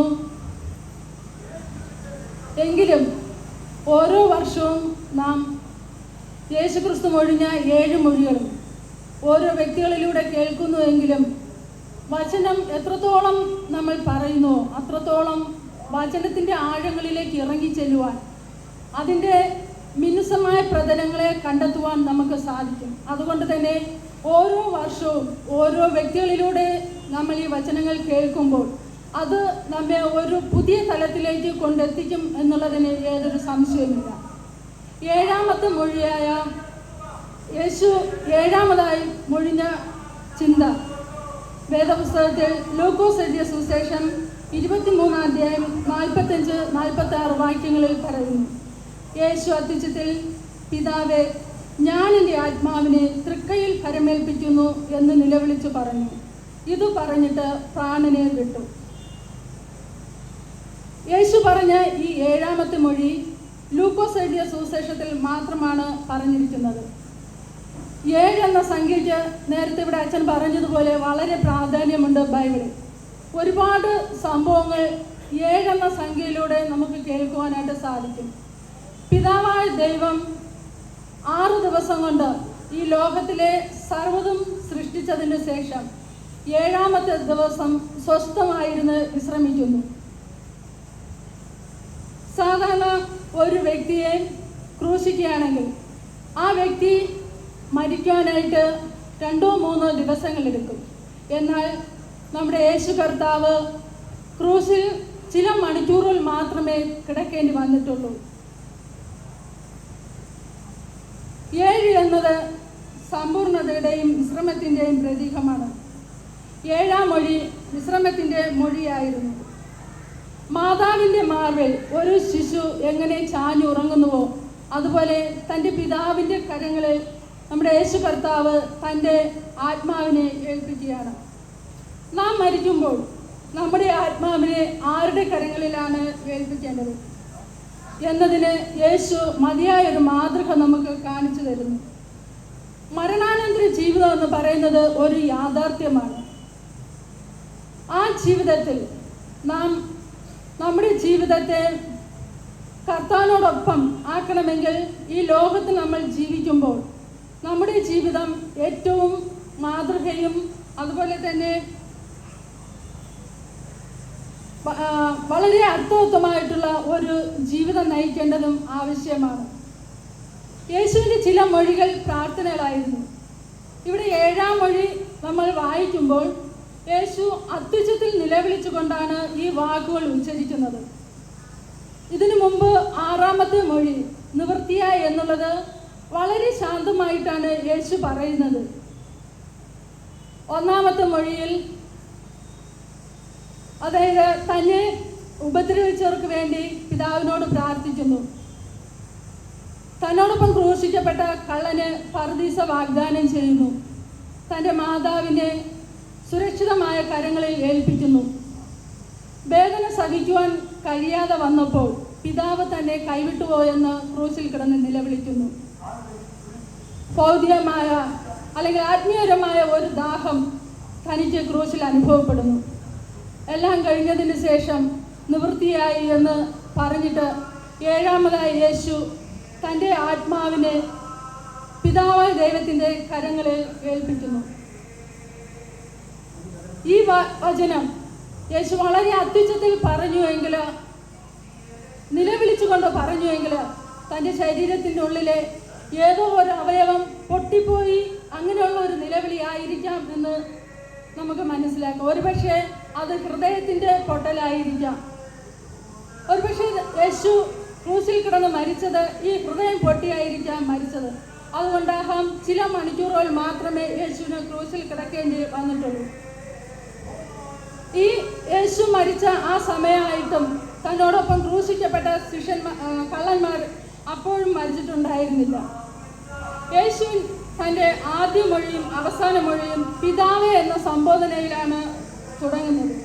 പിതാവും പുത്രനും തമ്മിലുള്ള ബന്ധം വളരെ അതുല്യമായിരുന്നു. തൻ്റെ ജീവിതത്തിലെ പ്രധാന ഘട്ടങ്ങളിലെല്ലാം പിതാവുമായി സമ്പർക്കത്തിൽ ഏർപ്പെടുവാൻ യേശു സമയമെടുത്തു. തൻ്റെ സ്നാപന സമയത്ത് പിതാവിൻ്റെ ആത്മാവ് ഒരു പ്രത്യേക രൂപത്തിൽ തൻ്റെ ഉള്ളിൽ ആവസിച്ചു. ഉടൻ തന്നെ യേശു ഒരു വിജനമായ സ്ഥലത്ത് പോയി 40 ദിവസം പിതാവുമായി സമ്പർക്കത്തിലായി. ശിഷ്യന്മാരെ തിരഞ്ഞെടുക്കുന്ന സമയത്തും ഒരു രാത്രി മുഴുവനും പിതാവുമായി സമ്പർക്കത്തിൽ ഏർപ്പെട്ടിട്ടാണ്, അല്ലെങ്കിൽ പിതാവുമായി പ്രാർത്ഥിച്ചിട്ടാണ് യേശു തൻ്റെ ശിഷ്യന്മാരെ തിരഞ്ഞെടുക്കുന്നത്. ക്രൂശിനെ കുറിച്ചുള്ള ചിന്ത തൻ്റെ മനസ്സിൽ നിഴൽ വീശിയപ്പോൾ താൻ പതിവായി പോകുന്ന ഗത്സമന തോട്ടത്തിലേക്ക് പോവുകയാണ്. അവിടെ യേശു മുട്ടിന്മേൽ നിന്ന് പിതാവിനോട് വളരെ ഹൃദയവേദനയോടുകൂടി പ്രാർത്ഥിക്കുകയാണ്. പിതാവേ, കഴിയുമെങ്കിൽ ഈ പാനപാത്രം എങ്കിൽ നിന്ന് നീക്കണമേ, എങ്കിലും എൻ്റെ ഇഷ്ടമല്ല പിതാവിൻ്റെ ഇഷ്ടത്തിന് അവിടെ ഏൽപ്പിച്ചു കൊടുക്കുകയാണ്. അങ്ങനെ ഇഷ്ടം പോലെ ഭവിക്കട്ടെ എന്ന് പ്രാർത്ഥിക്കുന്നു. പാനപാത്രത്തിൻ്റെ കയ്പ് അനുഭവപ്പെട്ടപ്പോൾ പിതാവ് തന്നെ കൈവിട്ടുവോ എന്ന് പോലും സംശയിച്ചു പോയി. അതുകൊണ്ടാണ് 4-ാമത്തെ മൊഴിയിൽ ഏലി ഏലി ലമ്മാ ശബക്താനി, എൻ്റെ പിതാവേ നീ എന്നെ കൈവിട്ടോ. ആ സമയം ദൈവം ആ നിലവിളി കേട്ടില്ല. പക്ഷേ പിന്നത്തേതിൽ അതിൻ്റെ മറുപടി നമുക്ക് കാണുവാനായിട്ട് സാധിക്കും. പിതാവുമായുള്ള ബന്ധം ഇവിടെ യാഥാർത്ഥ്യമായി തീരുകയാണ്. അവസാനം പിതാവിൻ്റെ കരങ്ങളിൽ തൻ്റെ ആത്മാവിനെ ഫലമേൽപ്പിക്കുന്നു. പിതാവുമായുള്ള തൻ്റെ ബന്ധം അവസാനം വരെയും നിലനിർത്തുവാൻ യേശുക്രിസ്തുവിന് സാധിച്ചത് സാഹചര്യങ്ങൾ നന്നായിരുന്നത് കൊണ്ടല്ല. ശിഷ്യന്മാരിൽ ഒരാൾ തന്നെ തള്ളിപ്പറയുന്നു, ഒരാൾ തന്നെ ഒറ്റുകൊടുക്കുന്നു, മറ്റുള്ളവരെല്ലാം ജീവരക്ഷാർത്ഥം ഓടി ഒളിച്ചു. 2 പേർ മാത്രം വളരെ ദൂരത്ത് നിന്നുകൊണ്ട് നടക്കുന്നതെല്ലാം വീക്ഷിച്ചുകൊണ്ടേ നിൽക്കുന്നു. തന്നെ ക്രൂശിച്ചതും 2 കള്ളന്മാരുടെ നടുവിലാണ്. ജീവിതത്തിലുടനീളം തനിക്ക് അനുഭവിക്കേണ്ടി വന്നത് പ്രതികൂല സാഹചര്യങ്ങളായിരുന്നുവെങ്കിലും ഈ അവസ്ഥകളിലെല്ലാം തന്നെ പിതാവിൻ്റെ കരങ്ങളെ കാണുവാൻ യേശുവിന് കഴിഞ്ഞു. യേശുവിൻ്റെ മനുഷ്യാവതാരത്തിൻ്റെ ഉദ്ദേശം തന്നെ ദൈവത്തെ പിതാവായി മനുഷ്യവർഗത്തിന് വെളിപ്പെടുത്തി കൊടുക്കുക എന്നുള്ളതായിരുന്നു. യഹൂദന്മാരും മറ്റ് മതവിശ്വാസികളും തങ്ങളുടെ ദേവന്മാരെ പിതാവായിട്ട് കരുതിയിരുന്നില്ല. തെറ്റ് ചെയ്യുകയോ ദൈവത്തിൻ്റെ കൽപ്പനകൾ ലംഘിക്കുകയോ ചെയ്താൽ ശിക്ഷിക്കുന്നതിന് വേണ്ടി മാത്രം പ്രത്യക്ഷപ്പെടുന്ന ഒരു ദൈവത്തെയാണ് നമുക്കിവിടെ കാണുവാൻ കഴിയുന്നത്. ദൈവത്തോട് അടുത്തു നിൽക്കുന്നവരെ അനുഗ്രഹിക്കുകയും അല്ലാത്തവരെ അതികഠിനമായി ശിക്ഷിക്കുകയും ചെയ്യുന്ന ഒരാളായിട്ടാണ് ദൈവത്തെ കരുതിയിരുന്നത്. എന്നാൽ അതിൽ നിന്നെല്ലാം വ്യത്യസ്തമായി ശത്രുക്കളെ സ്നേഹിക്കാൻ പഠിപ്പിക്കുന്ന ഒരു സ്നേഹത്തിൻ്റെ മാതൃകയായ ഒരു ദൈവത്തെ നമുക്ക് കാണിച്ചു തരുന്നതിന് വേണ്ടിയാണ് യേശു ഇവിടെ ശ്രമിക്കുന്നത്. യേശു ഇവിടെ അത്യുച്ചത്തിൽ നിലവിളിച്ച് തൻ്റെ ആത്മാവിനെ ദൈവകരങ്ങളിൽ ഏൽപ്പിക്കുന്നു. ഈ ലോകത്തോട് യാത്ര പറയാൻ സമയമായപ്പോൾ കർത്താവ് തൻ്റെ ആത്മാവിനെ പിതാവിൻ്റെ കരങ്ങളിൽ ഏൽപ്പിക്കുന്നു. തൻ്റെ അറസ്റ്റിനെ കുറിച്ച് നേരത്തെ തന്നെ യേശു ശിഷ്യന്മാരോട് പറയുന്നു. ദുഷ്കർമ്മികൾ തൻ്റെ ശരീരത്തിൽ ചെയ്യാൻ പറ്റുന്നതൊക്കെയും ചെയ്തു. ഒരു മനുഷ്യ ജീവിതത്തിന് സഹിക്കാൻ പറ്റുന്നതിലും അപ്പുറമായ വേദനകൾ യേശുക്രിസ്തുവിന് അനുഭവിക്കേണ്ടി വന്നു. ശരീരത്തോട് വിട പറയുവാൻ സമയമായപ്പോൾ അവിടെ മരിച്ചു എന്നല്ല, ആത്മാവിനെ തൃക്കരങ്ങളിൽ പരമേൽപ്പിക്കുന്നു എന്നാണ് യേശു പറയുന്നത്. തിരിച്ചു വാങ്ങത്തക്ക രീതിയിൽ ഏൽപ്പിക്കുന്നു. അതുപോലെ യേശുവിൻ്റെ തല അവിടെ ചാഞ്ഞു എന്നല്ല പറയുന്നത്, തല ചായ്ച്ചു എന്നാണ് പറയുന്നത്. യേശു പ്രാണനെ വിട്ടപ്പോൾ പ്രകൃതിക്ക് പോലും അത് സഹിക്കുവാനായിട്ട് കഴിഞ്ഞില്ല. ആ സമയം നമ്മൾ ബൈബിളിൽ കാണുന്നു, സൂര്യൻ ഇരുണ്ടുപോയി, ദേശത്തെങ്ങും അന്ധകാരമുണ്ടായി, പാറകൾ പിളർന്നു, വിശുദ്ധന്മാരുടെ കല്ലറകൾ തുറക്കപ്പെട്ടു, ദേവാലയത്തിലെ തിരശ്ശീല 2ആയി ചീന്തുന്നു. പുതിയൊരു അനുഭവം അവിടെ ഉണ്ടാകുകയാണ്. ഈ സംഭവിച്ചതെല്ലാം കണ്ടിട്ട് ക്രൂശീകരണത്തിൻ്റെ മേൽനോട്ടം വഹിച്ചിരുന്ന റോമൻ ശതാധിപൻ ഇങ്ങനെ പറഞ്ഞു, ഈ മനുഷ്യൻ വാസ്തവമായി നീതിമാനായിരുന്നു എന്ന് പറഞ്ഞ് ദൈവത്തെ മഹത്വപ്പെടുത്തി. കണ്ടതിന പുരുഷാരം സംഭവിച്ചത് കണ്ട് മാറത്തടിച്ചുകൊണ്ട് മടങ്ങിപ്പോയി. യേശുവിൻ്റെ വാക്ക് നമുക്ക് അനുകരിക്കാമോ? പ്രിയ ദൈവമക്കളെ, നമ്മൾ ഈ ഭൗതിക ലോകത്തിലായിരിക്കുമ്പോൾ അനേകം കഷ്ടങ്ങളിലൂടെയും പ്രതിസന്ധികളിലൂടെയും പ്രതികൂലങ്ങളിലൂടെയാണ് നമ്മുടെ ജീവിതം മുൻപോട്ട് പോകുന്നത്. പലപ്പോഴും സഹിക്കാൻ പറ്റാത്ത വേദനകൾ നമ്മുടെ ജീവിതത്തിൽ വരുമ്പോൾ നാം ദൈവത്തോട് നിലവിളിക്കാറുണ്ട്, ദൈവമേ നീ എന്നെ കൈവിട്ടോ. പലരും ഈ സാഹചര്യങ്ങളിൽ പിടിച്ചു നിൽക്കുവാൻ കഴിയാതെ ഒരുപക്ഷെ ആത്മഹത്യയിലേക്ക് കടന്നു ചെല്ലുന്നു, അല്ലെങ്കിൽ മറ്റു പല ലഹരി വസ്തുക്കൾക്കും അടിമപ്പെടുന്നു, അല്ലെങ്കിൽ മറ്റു പല പാപ വഴികളിലൂടെ പോകുമ്പോൾ അവസാനത്തോളം സഹിച്ചു നിൽക്കുന്നവൻ രക്ഷിക്കപ്പെടുമെന്ന് വചനം നമ്മെ പഠിപ്പിക്കുന്നു. ഈ ലോക ജീവിതത്തിൽ നേരിടുന്ന കഷ്ടതകൾക്ക് പ്രത്യേകിച്ച് പ്രാർത്ഥിക്കുന്ന, ദൈവത്തോട് കൂടുതൽ അടുത്ത് നിൽക്കുന്ന വ്യക്തികൾക്കാണ് കഷ്ടതകൾ ഏറെ വരുന്നത്. ആ സമയം നമ്മൾ ദൈവത്തെ തള്ളിപ്പറയാതെ ക്രിസ്തുനാഥൻ നമുക്ക് ക്രൂശിൽ കാണിച്ചു തന്ന ആ മാതൃക നമ്മുടെ ആത്മാവിനെ തിരുക്കരങ്ങളിൽ ഏൽപ്പിക്കാമോ? ഏത് കഷ്ടതയുടെ മധ്യത്തിലും ദൈവത്തിൻ്റെ കരങ്ങൾ കാണുവാൻ നമുക്ക് കഴിയണം. നമുക്ക് അപ്പോൾ ഒരു മറുപടി ദൈവത്തിൽ നിന്നുണ്ടായെന്ന് വരില്ല.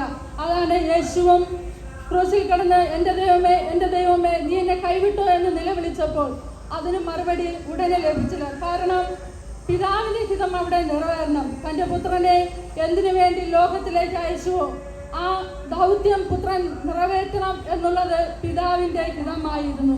അതുപോലെ നാമും ഈ ലോകത്തിലായിരിക്കുമ്പോൾ നമുക്കും ഓരോ ദൗത്യം പിതാവ് ഏൽപ്പിച്ചിട്ടുണ്ട്. നമ്മൾ അറിഞ്ഞോ അറിയാതെയോ ആ ദൗത്യങ്ങളിലൂടെയാണ് നാം മുൻപോട്ട് പോകുന്നത്. പലപ്പോഴും അത് നിറവേറ്റുന്നതിന് വേണ്ടി നമ്മുടെ ജീവിതത്തിൽ കൈപ്പേറിയ അനുഭവങ്ങൾ കടന്നു വരാം. ആ അവസരങ്ങളിൽ തളർന്നു പോകാതെ പ്രാർത്ഥനയോടെ നിലനിൽക്കുമെങ്കിൽ ദൈവത്തിൻ്റെ പൊന്നുമുഖം കാണുവാനും നമ്മുടെ ആത്മാവിനെ ദൈവത്തിൻ്റെ കരങ്ങളിൽ ഏൽപ്പിക്കുവാനും നമുക്ക് സാധിക്കും. ഇതിനുള്ള മറുപടി നാം കഷ്ടതയിൽ തളർന്നു പോകാതെ ദൈവത്തിൽ അടിയുറച്ചു നിൽക്കുകയാണെങ്കിൽ അതിനുള്ള മറുപടി നമുക്ക് ലഭിക്കുന്നത് 3-ാം ദിവസം ഒരു ഉയർപ്പിലൂടെയാണ്. ഇവിടെയും ക്രിസ്തുനാഥൻ തൻ്റെ പിതാവിനോട് നിലവിളിച്ചപ്പോൾ അപ്പോൾ മറുപടി ലഭിച്ചില്ല. എന്നാൽ 3-ാം ദിവസം സകല മാനവരെയും അതിശയിപ്പിച്ചുകൊണ്ട് ഈ ലോകത്തെ തന്നെ അതിശയിപ്പിച്ചുകൊണ്ട് ഇന്നും അതിശയമായി നിൽക്കുന്ന ഒരു ഉയർപ്പ് കർത്താവ് യേശു ക്രിസ്തുവിന് ഉണ്ടായി. ആ ക്രിസ്തുനാഥനെ മാതൃകയാക്കിക്കൊണ്ട് നമ്മുടെ ജീവിതങ്ങളെ കർത്താവ് യേശു ഫലമേൽപ്പിച്ചുകൊണ്ട് നമ്മുടെ ആത്മാവിനെ ഭൗതികമായ ലോകത്തിൻ്റെ കരങ്ങളിൽ ഏൽപ്പിക്കാതെ ദൈവത്തിൻ്റെ കരങ്ങളിൽ ഏൽപ്പിച്ചുകൊണ്ട് ജീവിക്കുവാൻ സർവശക്തനായ ദൈവം നമ്മെ ഓരോരുത്തരെയും സഹായിക്കട്ടെ എന്ന് പ്രാർത്ഥിച്ചുകൊണ്ട് ഒരു നല്ല വെള്ളിയാഴ്ച നിങ്ങൾക്ക് എല്ലാവർക്കും ആശംസിച്ചുകൊണ്ട് എൻ്റെ വാക്കുകളിൽ നിന്ന് വിരമിക്കുന്നു. ദൈവം നമ്മെ അവരെ അനുഗ്രഹിക്കുമാറട്ടെ. ആമേൻ.